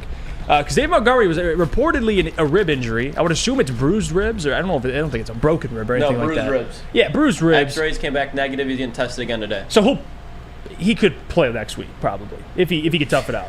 I really hope he does. Yeah, me too. This is a game where it's like the Lions have kind of been like, Brian Branch has kind of sit out this one. Jahmyr Gibbs kind of sit out this one. This is the game that you bring all those guys back because you need them healthy for. So Demond, even if he's like 70%, 60%. Get out there. Yeah, that's the thing too with David Montgomery and Jahmyr. Because listen, and I get it, you drafted Jahmyr, so you shouldn't really be worried. But like David has been so good that like you need him, you do for this run game. The way he runs too, I think it's a good matchup for physical defenses. That man is a menace. Now, should they look to free agency? Or are you confident? Because I'm telling you one thing, they got Craig Reynolds, they got a Zigbo. But it takes one injury to Craig Reynolds, and we're all panicking, unless Jahmyr's healthy this week. So the question is, should they look to free agency and maybe sign a Leonard Fournette, maybe sign a Kenyon Drake, who's out in free agency? In my opinion, no. because the injury to David Montgomery is not long-term, and if Jameer is that guy that I think he is, you don't have to sign a running back. Jameer's a running back. So if he's as advertised, which I believe he is, why are you looking elsewhere? I think he's a 12th overall pick. He is. And he did it. He did it against the Falcons. He got 18 carries for, 70, 80 yards? You should be all right. Yes. Jameer Gibbs, when he did have the opportunity as a number one running back, he did perform very, very well. I just think it's an interesting conversation because even with this Lions team, it kind of speaks to I would say, how hard it is to be available and durable as a running back in the NFL. Because we look back at that game that David Montgomery had against the Packers in which he carried the ball 32 times. That is a lot of wear and tear on the body, and he already missed a game before, and then he takes a hit during this game and misses the majority of it. I'm not necessarily saying he's injury prone or anything like that. It's just hard to stay healthy as a running back. And even Jameer Gibbs, and this is where I think us Lions fans maybe have to have maybe a little bit more of a heart even for a guy like DeAndre Swift. I know it's not all about having a heart. It's the NFL. It's everything like that. But people were just merciless against that man for being made of glass, for getting injured all of the time. But here's the reality. A Jameer Gibbs, who everybody insisted was like, oh no, he's going to be way more durable than DeAndre Swift, in his first 6 games, in the Lions' first 6 games of the season, Jameer Gibbs plays 4 of them. He misses a third of them, and in 3 of the games he did plays, he carried the ball less than 10 times. So I guess my overriding point in it all is that you can never have too many running backs, because as much as we like Craig Reynolds, as much as we appreciate the block that he had, as much as we appreciate what he did in the Carolina Panthers game when he had the chance to carry the ball, and as much as we appreciate the game he had in 2021 where he came kind of off the scrap heap and had 100 yards, all that's all well and good. But if Craig Reynolds is your starting running back for any game of significance, run. Yeah. Sorry. And I like Craig Reynolds. I wouldn't mind, Lucas, if they brought in like a body on the practice squad just to have like but overall, like if you have Jameer, Craig Reynolds, that should be enough. Like if Jameer, and I think he is, just as talented as people thought he was before the draft, then you should be okay. I'm on the train of I would really like to trade for like a veteran, like truly serviceable running back. Like it doesn't have to be the Jets are shopping around Dalvin Cook right now. I would love to have a guy where if Jameer or David Montgomery goes down again, you have complete confidence in. I look over at Denver, I see Samaje Perine, costs like probably like a 7th round fucking pick. Just guys like that where they're a bruiser that have a lot of snaps under them but aren't like just some like wash. Like I don't like the thought of Leonard Fournette. Like I know it sounds nice, but the dude is out of his prime. It's like it's the same thing with the Patriots and Ezekiel Elliott. Like they definitely need another body in that running back room. I don't even think that's a question. I just want it to be somebody with true talent, because if you think about having the offense that we do right now and the potential to have a 3-headed monster in the backfield, because running backs, they don't cost that much. Yeah, they don't. Now, I don't like the idea, though, of trading for one. Just because the fact that you'd have to give up assets for a running back is not... But I'm asking, even like a 6th, 7th round pick? You know what I mean? It's a what did Dalvin sign, a 1-year deal? Yeah, so it's a rental? It's just like, but you can get a former... But here's the problem. You know why I'm hesitant? Because I get Malcolm Rodriguez in Houston in the 6th round. Yeah, but you could. I get that, but you get what I'm saying. You can still get Malcolm in the 6th round. That would be very equivalent to he's like the 3rd string linebacker right now. Well, James Houston in the 6th round. That would be he's an anomaly just because of how athletic he is. But if you can just get like a true running back, not somebody that's past their prime, I think it puts this Lions team over the edge. And you talk about the Niners rushing attack. It's damn near right on top of it. Well, the Niners just ran out after C-Mac went down. I mean, they had Elijah Mitchell, but last game against Dallas, they had who out there running? It was like Jordan Mason. That's my point. I don't want the Lions to be in that position. Like, I want the Lions just to be able to, and I'm not dissing Craig by any means, but Craig is obviously very limited. I would like to see a guy that doesn't really have a limit on him, that can do it all. I just don't, and I get what you're saying, and the reason why I wouldn't mind if they signed somebody. You don't have to give up anything. He's on your practice squad. He's a body, whatever. Leonard Fournette. I don't give a damn who it is. But where I'm hesitant is, why are we looking at running backs? You drafted one. You draft to me that's like worrying. Like, why is everyone wanting other running backs? You have Jameer Gibbs. Just for the situation that we saw yesterday. It's one of those things where it's like it has nothing to do with Jameer Gibbs or David Montgomery. It has the fact of just I think the Lions are in a really good spot. Same thing. It's just like if you can upgrade anywhere, do it. And I think we saw a situation yesterday where if that's another team, like let's say, God forbid that happens in the playoffs, that could be the reason the Lions lose. If you can just get a solid third-string running back, like a really good third-string running back, that's a move that's like, oh, why are we doing that now? But when it comes to light and you need that third-string running back, you're like, I'm glad we fucking did that. It's fair. I guess where I'm at it, I'm like, damn. You'd rather sign instead of trade. Yeah, just That's giving fine. up assets. I'm not gonna be mad just at for it. 1 year, because Jameer, again, like, and John, and he says Gibbs is not ready. Like, ready how? That, and I get what John's saying, but at the same time, my problem though, John, is like, why? He got a lion's share of the carries against the Falcons. He looked fine. Hamstring injury is not something that will put him out for most of the season. He will be back. Give him the carries when he gets back. This is why you draft him. They're like, am I off on that? Like, he should be a guy that you trust to be in this type of position. And to Lucas's point, it's nice to have a change of pace guy. Right? You have David, you have Jameer, but if it's his time, then it's his time. Yes. Unleash him. I mean, you are 100. You drafted him. You are 100% spot on in that one, and that's always been, I wouldn't say my issue with the whole Jameer Gibbs thing. It's just I don't think I'm necessarily out of pocket for what I said earlier about kind of thinking that if you think that Jameer Gibbs isn't at all trending to be DeAndre Swift with in terms of availability, then I think you're just wishful thinking a little bit. I'm not saying that Jameer Gibbs is going to be injury prone. I'm not saying that he eventually isn't going to develop into a guy who plays every game and you can give a lot of carries to and throw the ball to a bunch. But right now, the Lions have played 6 games. Jameer Gibbs has played in 4 of them. And as I said before, in 3 of those games, he had less than 10 carries. And people are going to tell me, like, what are you saying? He's not DeAndre. So DeAndre Swift's made of glass and Jameer Gibbs can be very durable. Based on what? We'll see moving forward. I could be made to look wrong. It's just Jameer Gibbs, I think, is a little questionable right now. But, hey, maybe he'll go out in the next game and have a Jameson Williams-like impact, and I'll have to shut my mouth again. Hopefully that's the And case. this isn't even me like slandering Gibbs. I'm just being realistic. Like, you take a guy at 12, there should be no excuses. Like, that's how I feel. I mean, he should be ready to produce immediately. And I'm with you. It's just the and I get not giving him 30 carries, but like in what? Let's say David's out 1 game and you need someone for 1 game. That's Jameer. Like, I don't want to hear he's like, and John's right. He's mentioned how he's got to get better between the tackles and his vision and there's little things, right? Awareness of when to cut and what hole to hit. I get what John's saying because John's out in the flesh. He's out there at Allen Park.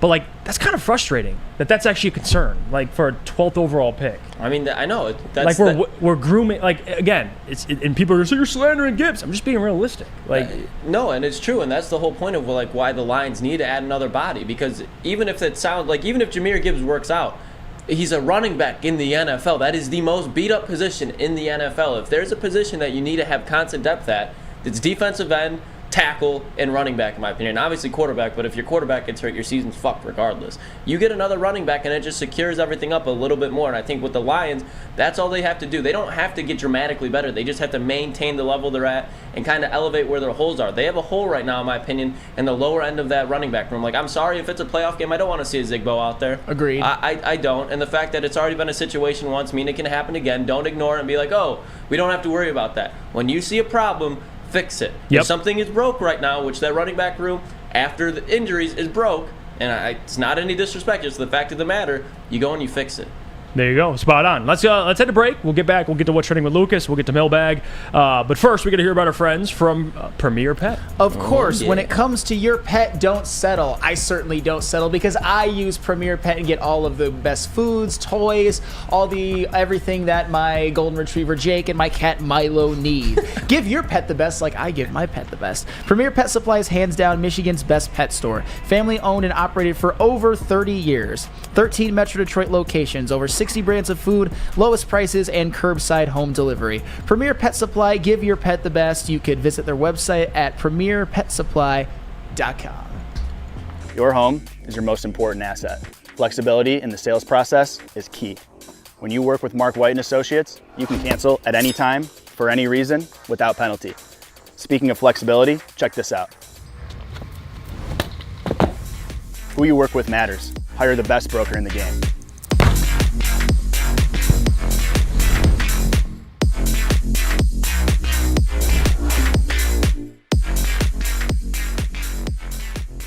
Brace yourselves, Detroit. As the sun begins to set, 2 of Woodward Sports' brightest young stars will be taking the mic for a brand new show. Woodward Nights with Booner and Broder. The dog days in Detroit are over, and the boys are unleashed. Join in on the banter and hop on the bandwagon of the #1 night show on the internet. Tune in to the Woodward Sports YouTube channel every weeknight from 8 to 10 p.m. Woodward Nights with Booner and Broder. Since the dawn of moving people, Chevrolet has led the way. The world of transportation is changing. At Feldman Chevrolet, we are leading the charge forward. With every electric vehicle, every mile traveled, one Feldman at a time.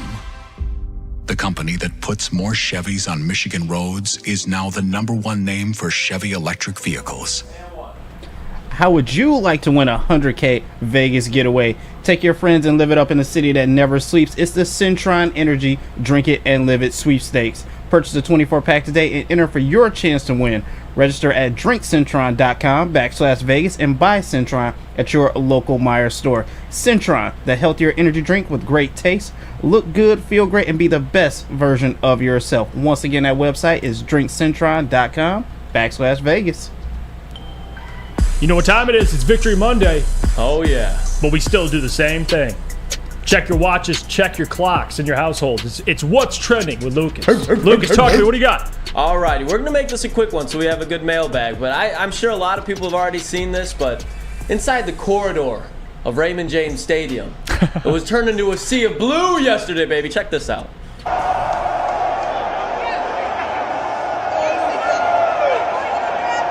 can't hear anything.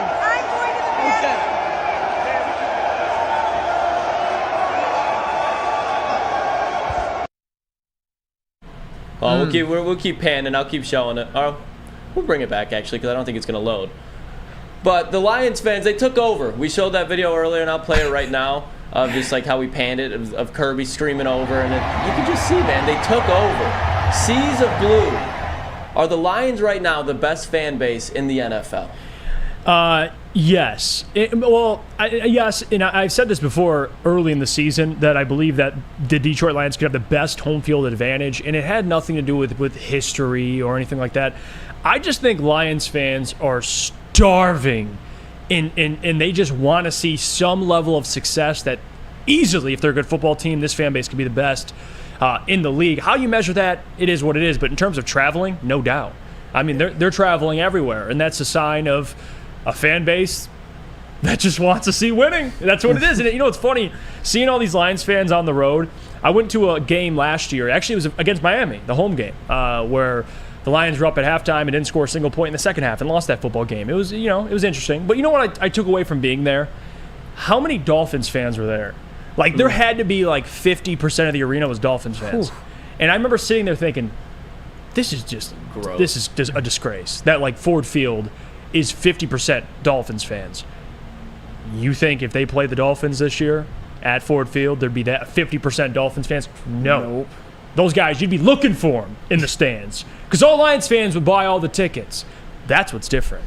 And I love it. I do. Yeah, the Lions certainly are the best fan base in the NFL right now. And for a lot of the same reasons you mentioned, they are starving. The Lions fans want to see a good football team more than anything in this world. When it comes to Detroit, I mean, a lot of us fans have lived through some success of the Pistons. They've lived through the success of the Redwings. They've lived through some success of the Tigers. But when it comes to the Lions, we really haven't had any, unless you are a very old, like in your 80s. You haven't really seen any tangible success for the Detroit Lions, but they're still the #1 team. And the fact that they're even basically at this point almost a mortal lock to win the division, every single place they travel, there's going to be Lions fans. Every single game at Ford Field, it's going to be the greatest atmosphere in the NFL because Lions fans deserve this, and Lions fans are treating it as such, and that's why I'm so proud to be a fan, and that's why I'm so proud of every single one of you that pack Ford Field every weekend and even go travel. I mean, it's a hell of a story. Like, it's a hell of a happening right now. Yeah, you can't deny though, like NFC opponents, like depending on where people live and everything, but NFC North games, every away arena will be packed because it's within driving distance. Yeah, Chicago, Minnesota, like everyone's going to drive there. Mm-hmm. So those arenas are screwed. Now, we can bring up if you play the 49ers, people are going to travel there. Like, This town is incredible for sports, and it's one of the only towns that have 4 pro sports teams all within walking distance. Like, I'm telling you, if they just win games, which Lions are doing, this fan base will show up. And guess what? You got the draft next year in Detroit. I forgot. We're not even done yet. God. You think we're done? You think we're finished? They did that on purpose. I'm telling you. It's the script. They're bringing Detroit back on the map. But somewhere that is not getting on the map anytime soon is Tennessee. And I don't know if you guys saw this one. I thought this was fucking hilarious. But Kyle Phillips, he's a second-year guy out of UCLA, wide receiver for the Tennessee Titans. He muffed a putt, and then he went to sit on the bench, and this was DeAndre Hopkins' reaction to it.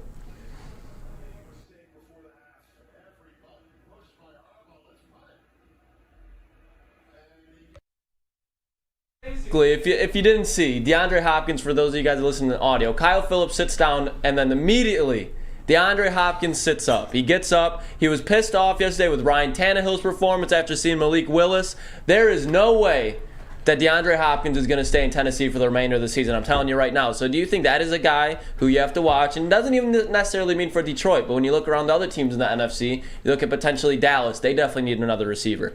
Do you think this is a guy that can potentially shake up the NFC around the trade deadline? I mean, certainly to shake up the NFC, he's DeAndre Hopkins. He's another guy that is still playing very well, although not quite at his prime, but he is a Hall of Fame receiver when it's all said and done. And that is certain. I will say this, though, and I don't take as much into this as some. Mm-hmm.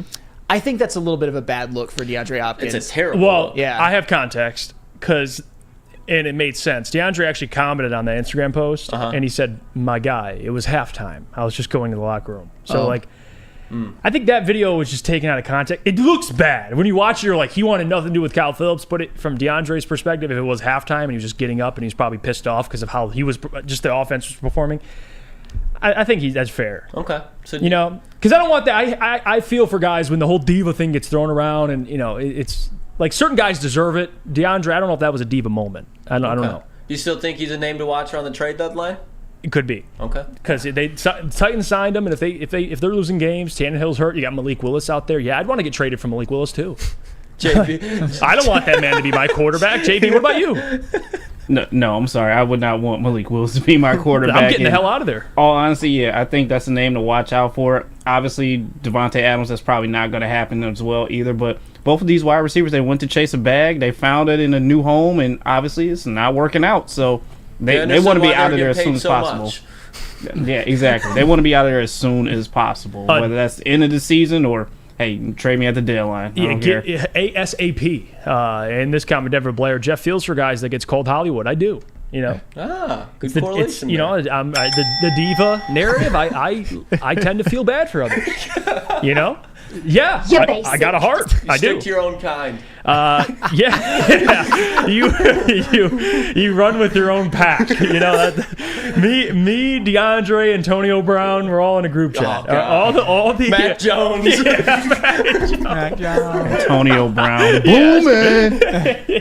Yeah. But that was it for What's Trending, fellas. Let's get into some mailbag on this Victory Monday for the people. All right, let's do it. I got a two-piece. I got to tell you about Hamlin, and then I got to tell you about Feldman. So let me talk about Hamlin real quick, because have you guys ever wanted to be at a bar where you're known as a regular, especially on these Victory Mondays or on Sunday watching the football game? Check it out. They have just a place for you. It's called Hamlin Pub. 7 locations. Experience where everyone's a regular, whether you're enjoying half-off pizza on a Thursday or game day specials for all Michigan sports. Hamlin Pub is the place. Visit your location today. And after... Well, actually, not after. That's a terrible analogy because you don't drink and drive. But you get your car, you take it home, then you Uber to the bar. How about that? You go to Feldman, you get your new car with over 18 locations. There's Feldman dealers. That's messed up, by the way. I just did that. In your backyard, visit FeldmanAuto.com and find the location nearest to you. Catch Woodward Sports live from Feldman Chevrolet every other Monday. That is messed up. Calling all landscapers. This is Darren McCarty. I'm at Outdoor Equipment Co. How would you like to landscape like a legend?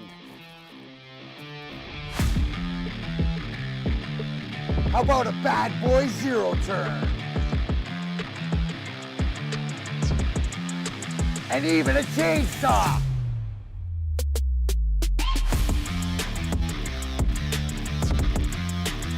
And even a weed whipper. So register today at OutdoorEquipCo.com, and even you could have DMAC on your landscaping crew. Join Woodward Sports' own Jeff Iafrate, along with special WSN guests, for the most anticipated Lions season in decades. Filled with different surprises and expert analysis. You're not going to want to miss out. Go to our Woodward Sports YouTube channel on Sundays and tune in live from 9:30 to 11:30 a.m. At work and at home, we're there with smarter security solutions. Featuring complete automation with customized alerts and more. For over 90 years, we've been the company that's been counted on to protect what matters most, all with personalized service and care. Right now, for a limited time, receive a free video device plus free installation with a new home system. Guardian Alarm. We protect Michigan. Join Woodward Sports and Long Drink live at every home game for the official Lions VIP tailgate party. It is at Eastern Market in shed number 5, and it is always a bash, starting at 9:30 a.m. until game time. The official Lions tailgate is back and better than ever. How would you like to pregame it with Woodward Sports and be treated like a VIP? Food, beverages, and entertainment all included. Get your tickets online today at bullseyeeventgroup.com or win some from Woodward Sports today. Just subscribe to our YouTube, follow us on IG, and direct message Lions VIP. We're back. Welcome to the Morning Woodward Show here on the Woodward Sports Network on a Victory Monday. Man, it's been a great show, and we have a lot more planned for you this week, some surprises, so stick around this week. You're going to like what we got for you. Let's get to mailbag. Questions are already coming in. Herb Nash. We'll get to downbeats first because he did technically ask the first one. And then we'll get to Steve DeYoung. Mailbag, how much would you give Goff for an extension? I'm going to be honest with you. I'm at the point right now where I'm cool with it. How much, though? I'm cool with it. Numbers that... We'll do this. We'll do Daniel Jones was $40 million last year, so Jared Goff $50 million this year. Yeah, I think 50 is about the price. Okay. I think that's what you got to pay for him. Now, I think the length matters too. If it's like a 3-year deal, 2-year, 3-year, I'm cool with that.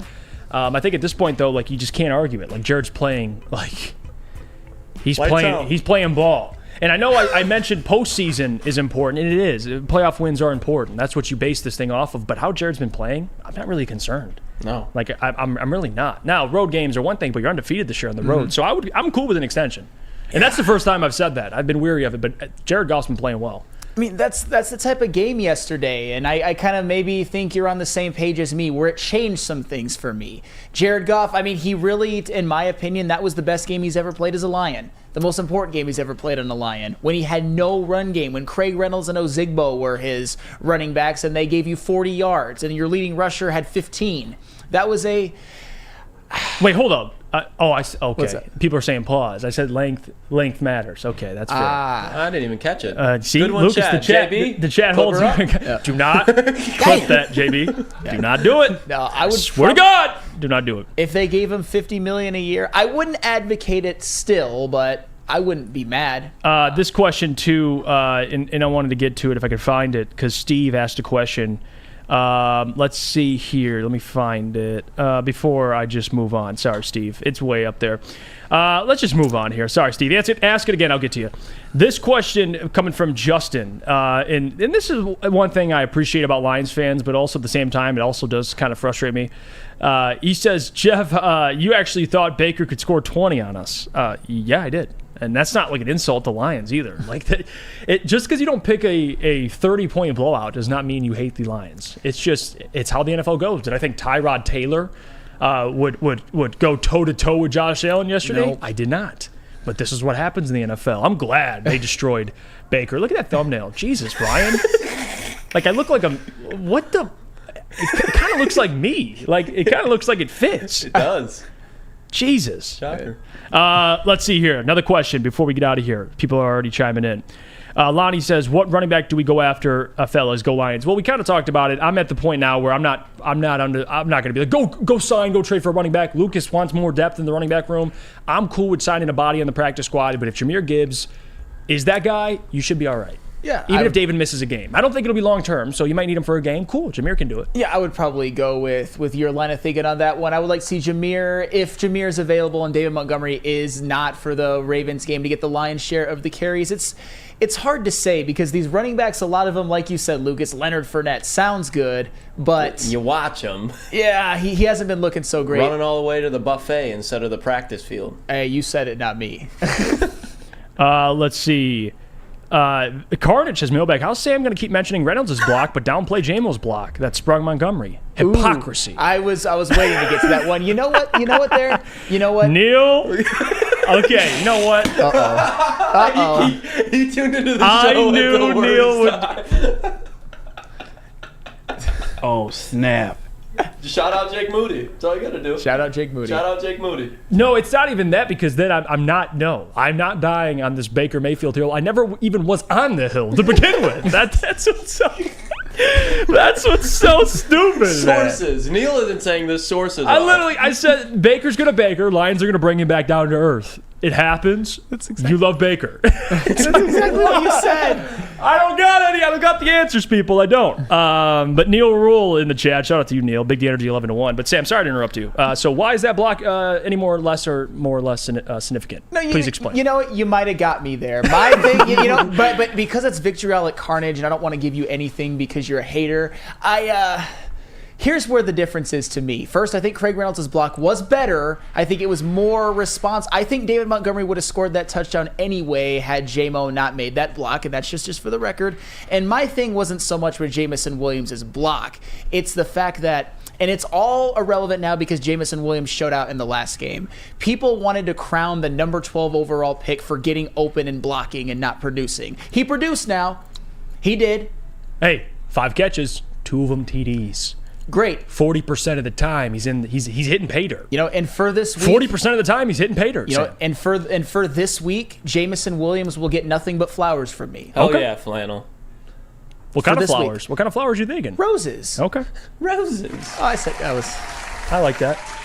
This is very nice of Flannel. It was a great show today. Appreciate you guys for tuning in. It's the Morning Woodward Show here on the Woodward Sports Network. Victory Monday. We'll be back tomorrow. We're going to have some guests. We'll have Matt Broder breaking down the game, of course. We'll go through our Top 10 Tuesday. Will Sam have the Chiefs higher? We'll settle it tomorrow. Don't even spoil it. We'll settle it tomorrow, Sam Flannel. Tune in tomorrow. Appreciate you guys. Jeff Iafrate, Sam Flannel, JB, Lucas Klotz, the crew. Check back in at 11. Again, Big D Energy. You got Ermanni and Edwards 2 to 4, and then with Maz, of course. And then you got the Heavies 5 to 7, and then Woodward Nights to close it out 8 p.m. to 10 p.m. Have a great one, everybody. We'll see you tomorrow.